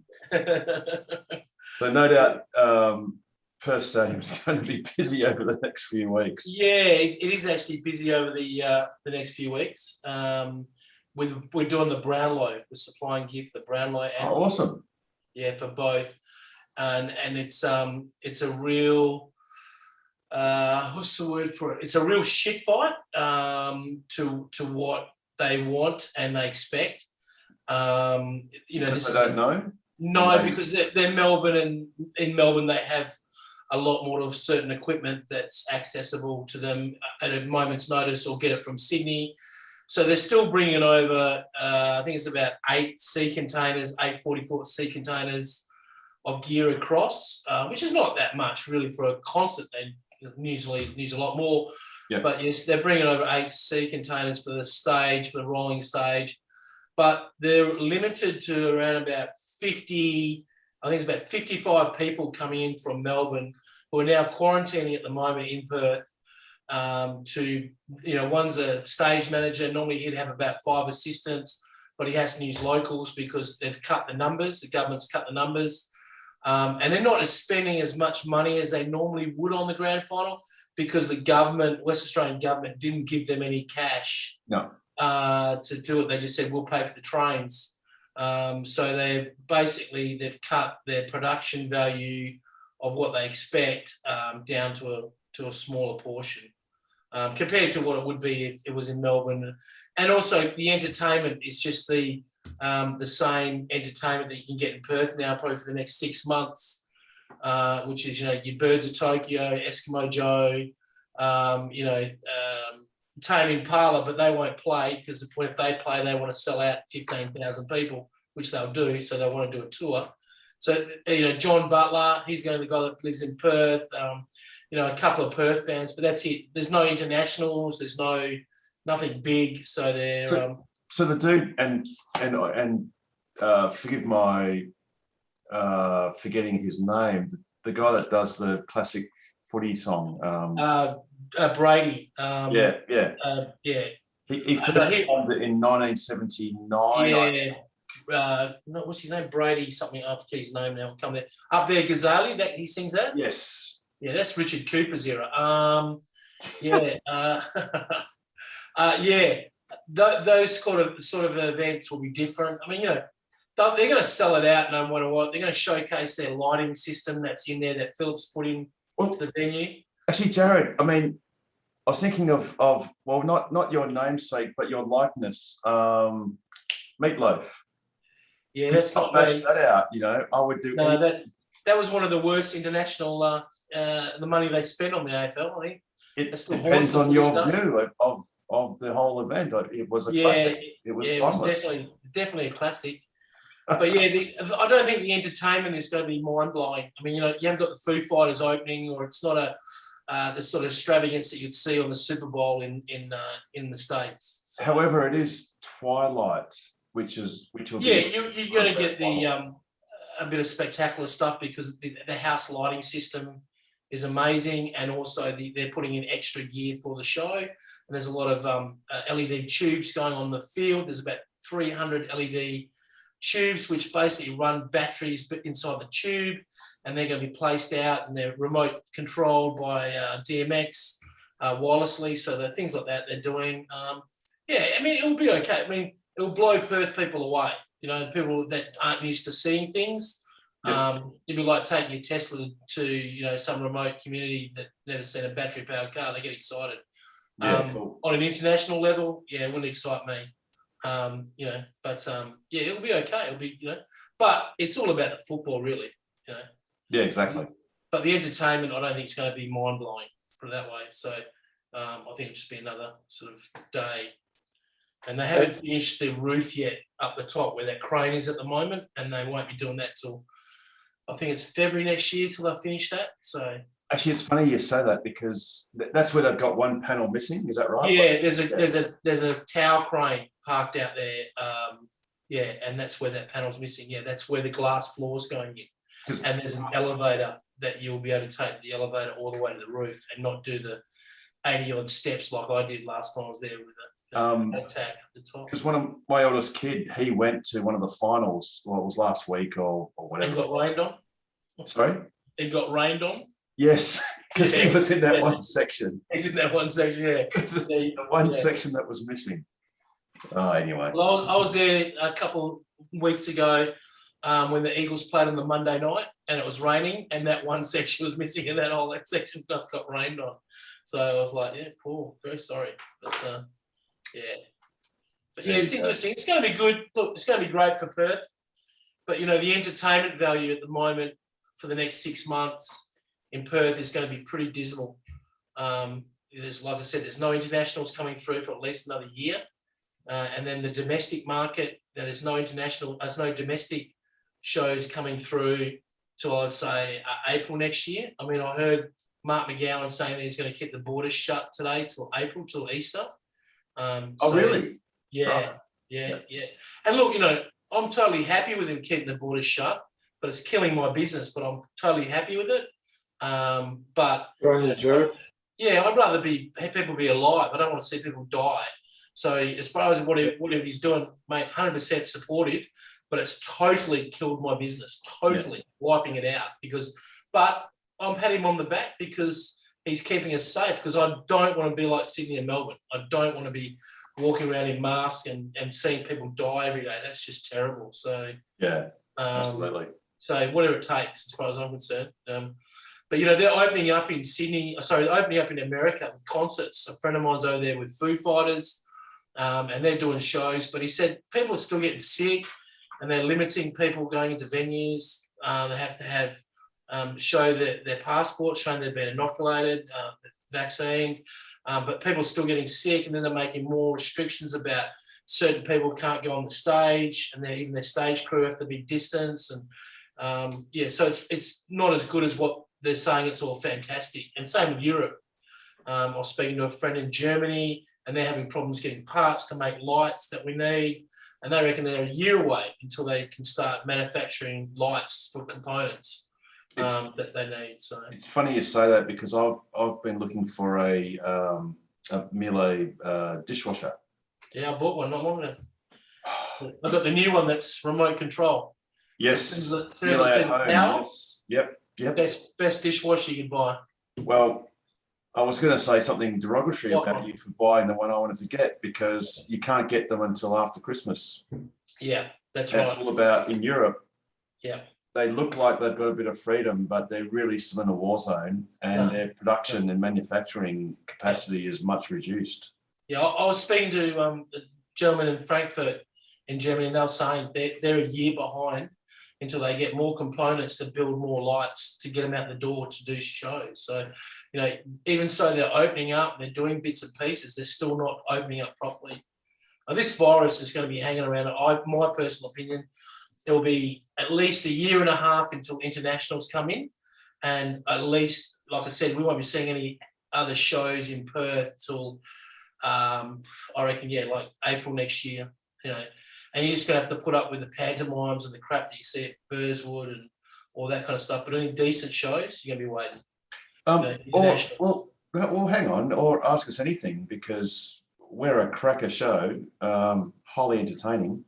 I reckon people like Damon probably watch us twice, actually.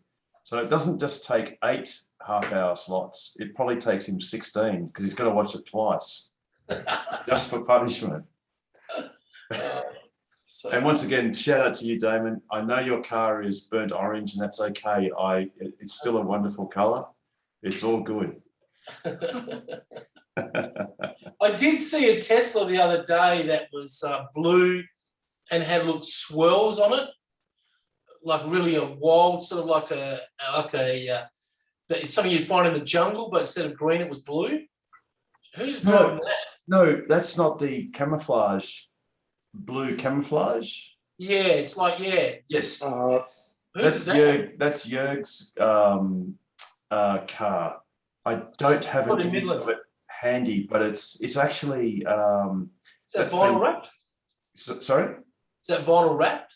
Yes, and it's custom. It's actually a custom print. So he got that custom made. Only cost about $3,000. That's pretty cool. And it's actually the camouflage from the Australian Air Force, IAAF. camouflage. Yeah. It looks good. I like it. I thought that's radical. It's really different. I think it's quite polarizing. It's a little bit like the Cybertruck. It's definitely polarizing. Yeah, it is. You either think it looks really awesome or it looks not awesome. It's one or the other, or you might be slightly indifferent. Yeah, exactly. But yeah, it's certainly for those that love it, it's awesome. Yeah. And yeah, like I said, for $3,000 as a custom print is actually quite a reasonable price. So this did not exist beforehand. He literally went to them with a sample of the RAAF camouflage, and they printed it up as a sample or whatever. And I think they actually reprinted 1 or 2 sections of his car because he didn't like the way it lined up or looked. And all of that cost about $3K. I think Richard should probably do something like that. But he'd probably change colour, wouldn't it, Richard? Well, Richard would have to do it twice, of course, because he'd do it the first time and be upside down, and then he'd like fix it. And then I'll do it quickly, yeah. Is Richard Chapman still there? Or is he gone? Is he still in the garage? I just want to see if he got out of Karen Up Shopping Centre yet, or is he still living there? You keep saying.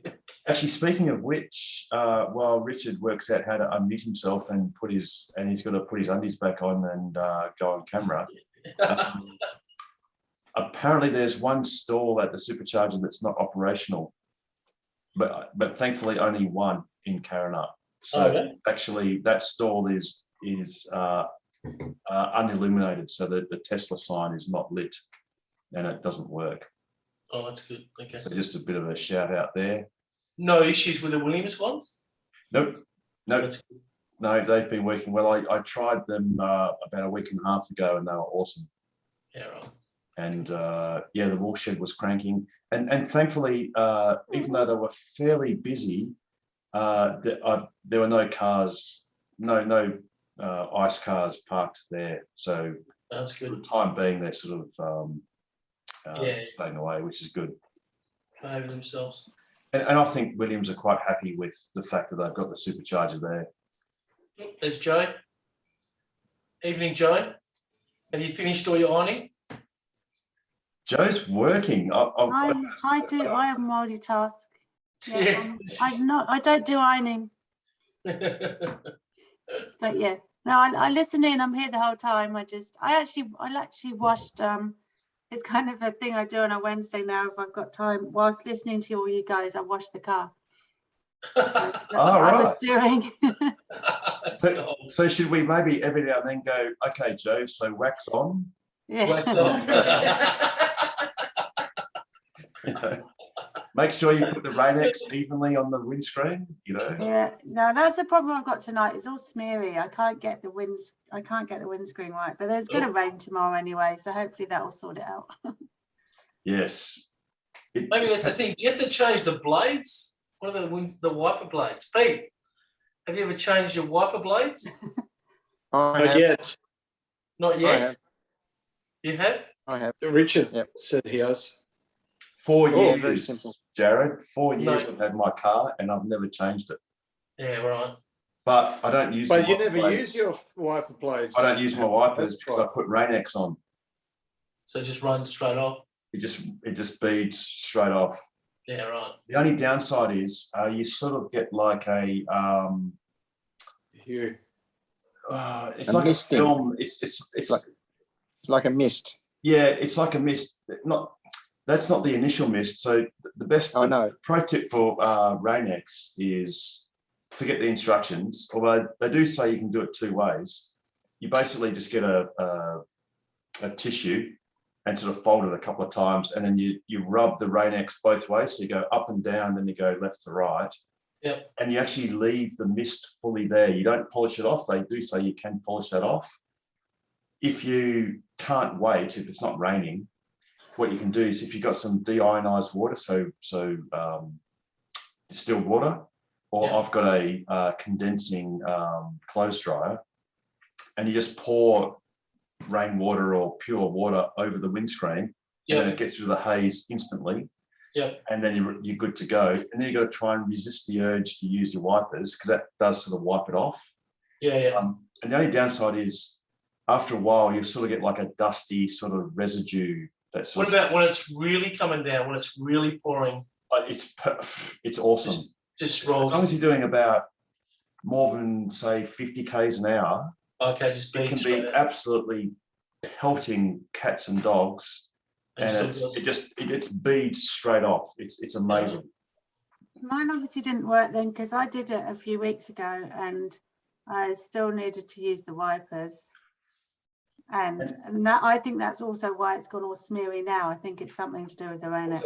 Was it proper Rain-X? Like the That's what it says on the bottle. Yeah. So it was a yellow bottle that just had pure. Okay. The Rain-X one, yeah. And I did it by the instructions on the bottle. Richard Cooper would know. And did they say to polish it off? Like you buff off the film? Yeah, you sprinkle water on it and then use a paper towel and wipe it off. So I did that. It was just normal water from my water bottle though. I actually recommend that you don't rub it after you've put it on. So when you put it on, it should be all milky or whatever. And then you can just pour fresh water, preferably distilled water, over the windscreen, and it should just then clean off all of that film, and you can just use it like that. But maybe in your car, Joe, what you might want to do is get some warm water and some just dishwashing detergent, and make sure you thoroughly clean the windscreen first of any film at all, like completely spotless, and maybe get like a microfiber cloth and wipe it over so it's completely spotless, then put the Rain-X, although it probably won't rain. Well, it's going to rain tomorrow.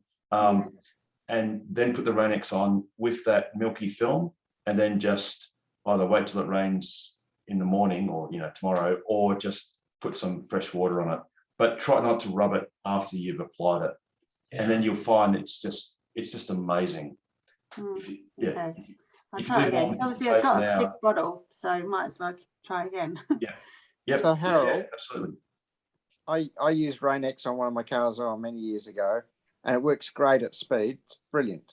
But when you're doing 20 k's an hour and you've got to turn your windscreen wipers on, then it doesn't work because you get micro beading and you just don't get a clean windscreen because you don't get that smear that it won't allow it to smear. Now the water just sit microscopically on the windscreen, and you get it's like it's misty when you do use your windscreen wipers, which is a pain in the butt. True, and I must admit, when I had Falcons and stuff when I was younger, the wiper blades would sometimes jump across. They would sort of jitter across the windscreen. But I must admit, on my car, on Model X, the wipers don't do that. I don't know why, but they just don't. And I hardly ever use the wipers. And my windscreen is severely pitted. It's got a lot of sand erosion and micro cracks and stuff. If you run your hand over it, Is it the same windscreen from day one? Yes, from day one. Yep. So that windscreen's on 183,000 k's, and if you run your hand over it, you can actually feel it's kind of got a rough feeling. But my wiper blades have never been changed. They're the same ones from the original because I hardly use them. So I dare say if I use them all the time, they'd probably be worn out long ago. I watched Elon demonstrate the windscreen on the Cybertruck, not the truck, the truck, the semi-trailer. Yes. Prime mover. Prime mover. Yep. And he said he guaranteed that if the window broke through a nuclear, I think it was a nuclear bomb or something, that you could bring it back and get your money back. That's right. He said that in the thing. I was like, yeah, that's gold. Absolutely. So he was saying how tough the windscreens were, and that's really important due to the fact that there's bugs and stuff and livestock that can hit the windscreen. Well, he famously did do that. He did attempt to prove how tough the Cybertruck glass was. And, with a baseball bat. Yeah. That was the steel ball, and it did. That might have been a bit of a publicity stunt thing. No, they. Ask Harold, he'll tell you. I was there, and I must admit, it literally sucked the oxygen out of the entire room. Like Oh, wow. everything changed after that, and you could tell that Elon didn't want to be there after that. After that incident. Okay. It profoundly changed everything. But yeah, and my only regret is I got Franz von Holzhausen getting the plastic coated sledgehammer into the door. I got that at 240 frames a second. Awesome slow-mo. If you have a look at the Cybertruck Facebook group, Perth Cybertruck. Yep. That's one of the videos. It's in super slow-mo. And I was distracted and I didn't get Franz throwing the steel ball at the windscreen, at the window, because I would have gotten that as an awesome bit of footage because I was right in front of the Cybertruck. Where was this thing? Was it at Fremont or something? No, it was at Hawthorne. Oh, okay. So at the Tesla design studio, which is just right next to SpaceX headquarters. Okay. So when you actually go down, which is now a private street, but it used to be open, you'd go past and you'd see this big rocket nozzle, sort of this spun, whatever it is, titanium or something, yeah, on pallets, just as you go down this lane and go around the corner where there's a few superchargers and then the Tesla design studio. And haven't they closed down those superchargers now? yes, they have, yes. And I think what they've consequently done is probably actually closed that road. Yeah. Because there was a security. Well, basically, you could look in as we were walking past, and we'd gone there over a couple of nights. I think it was a night before and a night after. And you can just look in at an open door at SpaceX headquarters, and you can look into where they're building rockets and stuff. And a lot of that stuff is actually by law restricted in America, where foreigners like Australians are not permitted to look at this stuff because it's sort of it's a space treaty secrecy. Boat secret. Yeah, basically, yeah. So yeah. I remember flying from New York to LA, which if I have to do that, I normally do on a Qantas plane because Qantas fly a link across. But I had to fly American Airlines, and I'll tell you, it was just after 9/11, and I was like, that guy, which is me, I've got an accent, he's not American, keep an eye on him, he's a possible terrorist. Straight away they were, if I got up and I didn't walk straight into that toilet, they were on you like it. You know, but as soon as you get on a Qantas plane, no problem at all. You know, you do what you like, stand, set a flare off, hang off the seat, do whatever you like, no problems. But in America, you get off that plane, it's very, very hardcore. So yeah. So that was that sort of setup, and it was cool because they had like a Tesla coil, or I think it was a couple of Tesla coils set up. So there's sparks everywhere. They had the Lotus Bond car that went the Esprit that went underwater. That was in the sort of like the little ante room adjacent to the design studio main section. So that's Elon Musk's personal car that he bought at an auction. He did too. Yes, he did. Yeah. Yes, he What was that, Jared? Was that one of your cars? Did you? I had a Esprit S2 commemorative, one of 100 made, and I bought it off a guy locally out of the Sunday Times. He went over to England, spent 3 months trying to find the best Esprit he could find. He bought this one, bought it back anyway. He was in the oil game and he got transferred, and he was either going to sell it or store it. So I knew him because I'd met him when I was driving my land on the street. And I said, can I come have a look at it? He says, yeah, come on over. And I went over and had a look at it. It wasn't going to buy it. Anyway, I had 15,000 miles on it. And it was one of 100 made. And the number on the side was 007. So the original purchaser bought the car, drove it home and closed the garage door. That was it. Never drove it. Never drove it. So anyway, I drove it for a while and it was great. Gone now. And it had the JPS livery, like my Evora I was just showing you. Yeah. That I had one of these and I sold that. And that's what I bought my Tesla shares with. God bless Elon. Oh, you haven't gone wrong. And the shares have gone up, Yes, haven't I they? did have one. This last week? They gone up another No, dollar or they're down something? now. No, they're down now. Down $7. Oh yeah, that's neither here nor there. It's just the machinations. Irrelevant. Standard 2 weeks. Oh, you know what? In 3 years. So who from the committee is going to be there tomorrow? Just I'd say Pete's going to be there because I'll be setting up his stand straight away. $300 meet and greet, no problems. Well, prestige t-shirt. Sorry. I'll be there with the dark sunglasses. And Rob's going to be there. I take it. Rob will be there. Yes. Rob. Yeah. I'll be there with dark sunglasses, being Pete's security detail. Yeah, with a trench coat with a couple of snakes hanging out the side. I'll be like, I'm sorry, ladies, you just got to back off. Just give Pete some room. He needs some breathing space. Harold the Heavy. But is anyone else going from the committee? Who else is going? So I think Ken's going on the committee. Does Ken ever do longer than 15 minutes on this segment on Wednesday nights? I don't think he's ever done longer than 15 minutes. I think his record is 15 minutes. Actually, Ken is the deputy principal. He makes sure that we turn up on time. Oh, okay. He makes sure that we're on our A game. We bring our A game. And once proceedings start, then he can he backs away and lets us. He's too busy refreshing his bottle of ice cream. That's why.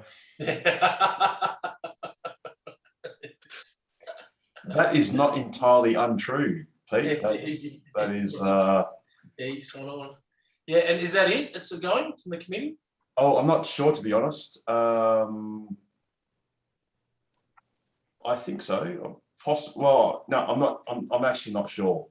Okay. We haven't really discussed it as a committee because I mean we would just be going naturally. Okay. So yeah.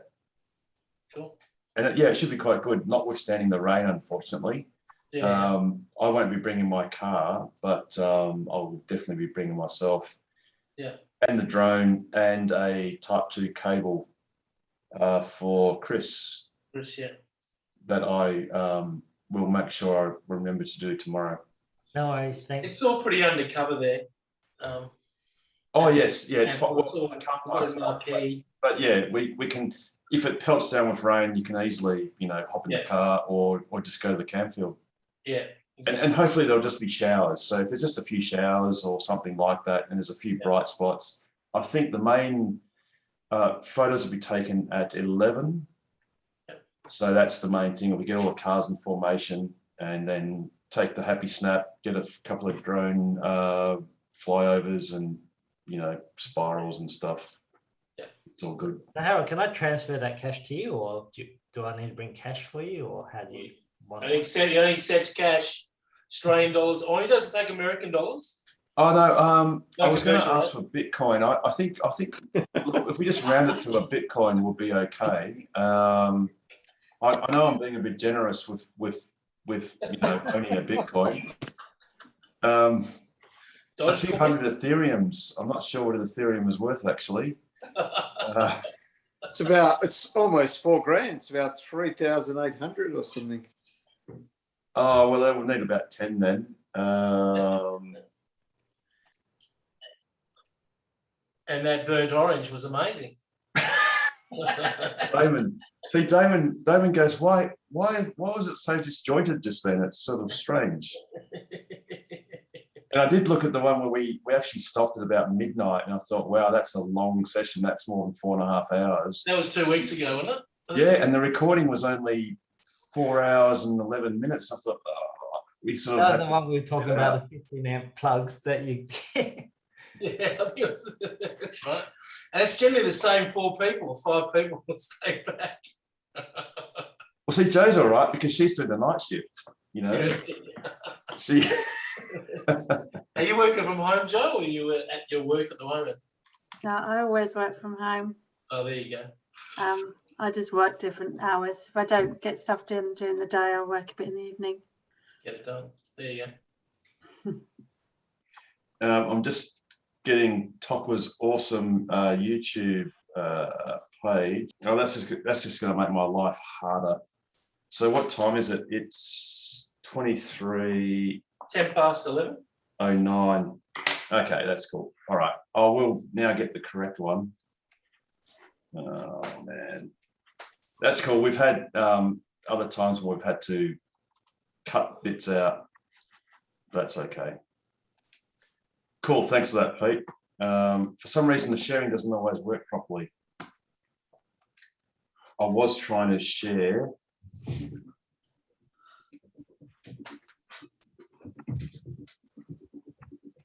Is that working right? Yep, it is. Yeah. I was trying to share that. Anyway, that's on our YouTube channel as well. It's going to be really interesting in winter. You could set up a tow facility just near there. We'll see the potholes. There's a pothole there and there. What's wrong with a bit of gravel? Well, that is great. Well, yes, they should put some blue metal at least. Yeah, blue metal would be great. I mean, yeah. Or even crushed limestone. Yes. Yeah. Well, there you go. That's another. In fact, in Europe, what they've done is actually put pavers, just standard pavers, marking out the or outlining the bays or covering the bays. That Starlink that we talked about 2 weeks ago. Yes. Those, repeater domes, the balls.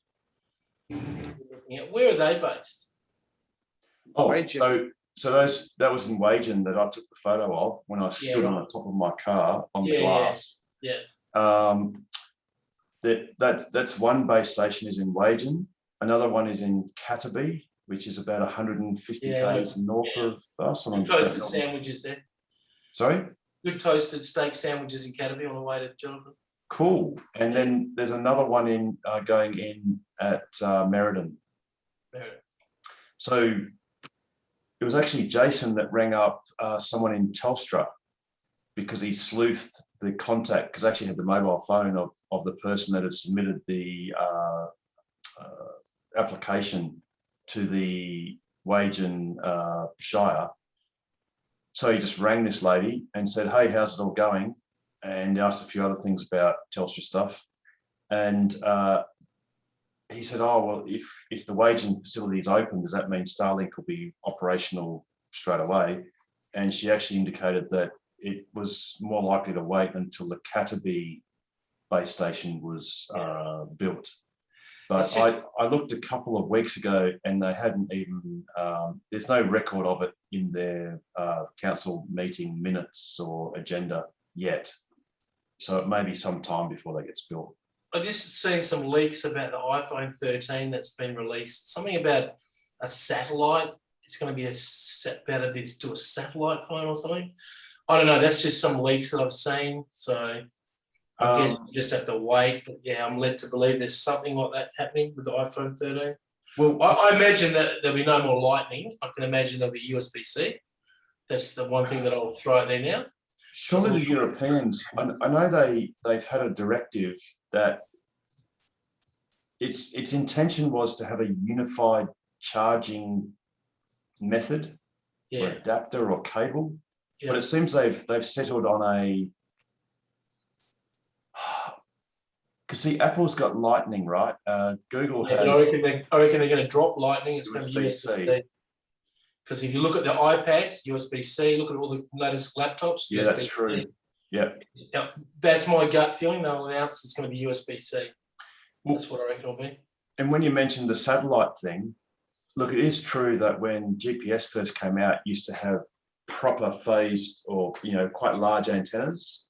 And now, just phones will pick up GPS in houses perfectly well, even though that's kind of really difficult to do. SpaceX did come out. Galileo Russell did have a video he brought out earlier today.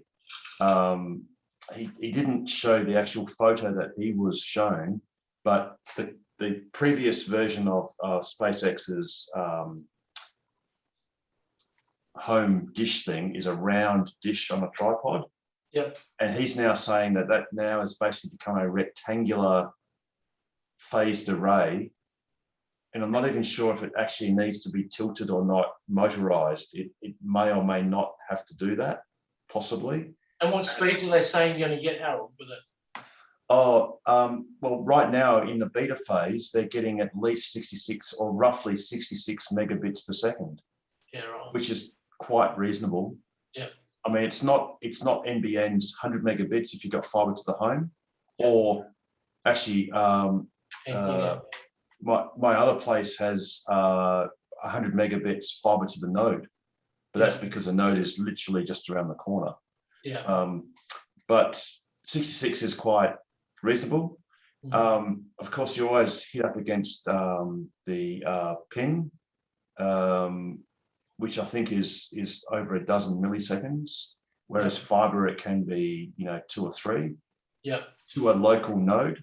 But SpaceX is coming out with the version 3 satellites, I think it is, or it's the next version, which have point-to-point, satellite-to-satellite laser communication.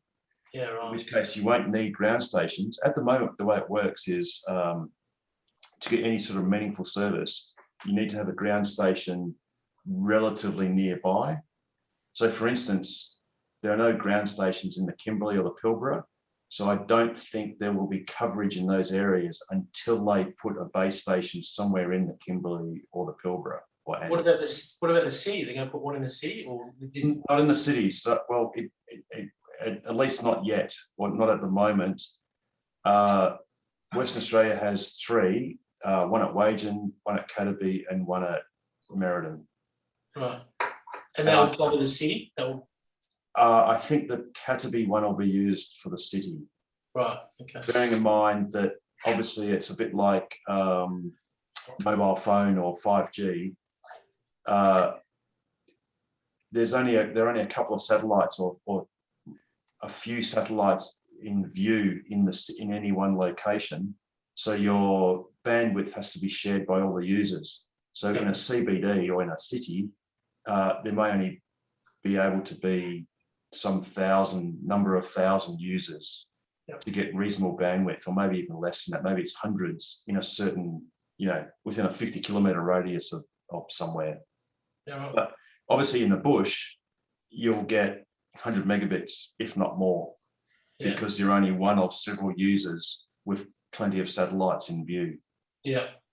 And unfortunately, with the satellites, you can't do microcells like they do in 4G or 5G, because that actually means having more satellites closer together and lower down.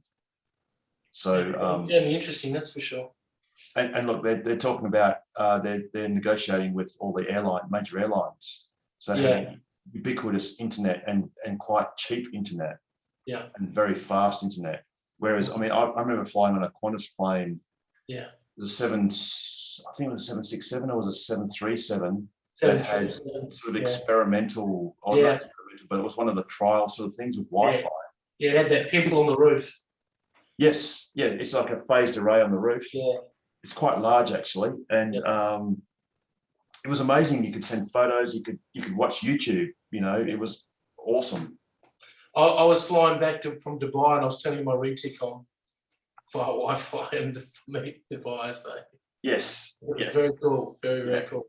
Exactly, but not cheap for the airline. Yeah. Dedicated. I think they're geostationary satellites, or there might be a small cluster of medium orbit satellites. But with SpaceX's low Earth orbiting satellites, the quality and the bandwidth is just ginormous. Yeah. Looking forward to it. Cool. Well, by that, I think Pete's ready for his bed. I was just going to say, before Pete does go to bed, we should make sure that he actually gets tucked into the proper bed and not just the seat. So on that note, I think it might be a good time to remind those YouTube viewers, and there's dozens of you, to like and subscribe, hit the notification bell.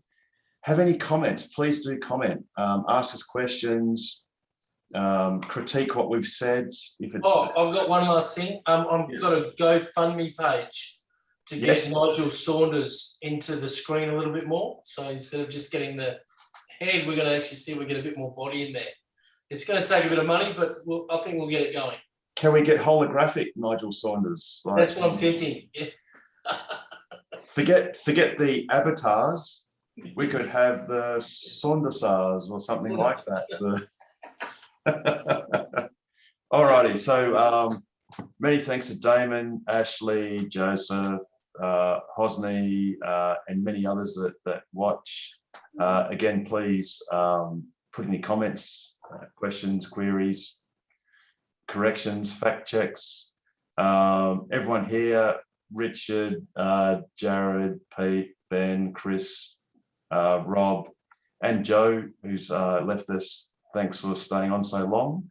And yeah, have a wonderful day tomorrow. I hope to see most of you at the Camfield. And we will catch you next Wednesday on Ask Us Anything. Thanks for everyone being here. Take care. Thanks, guys. Night, guys. See ya.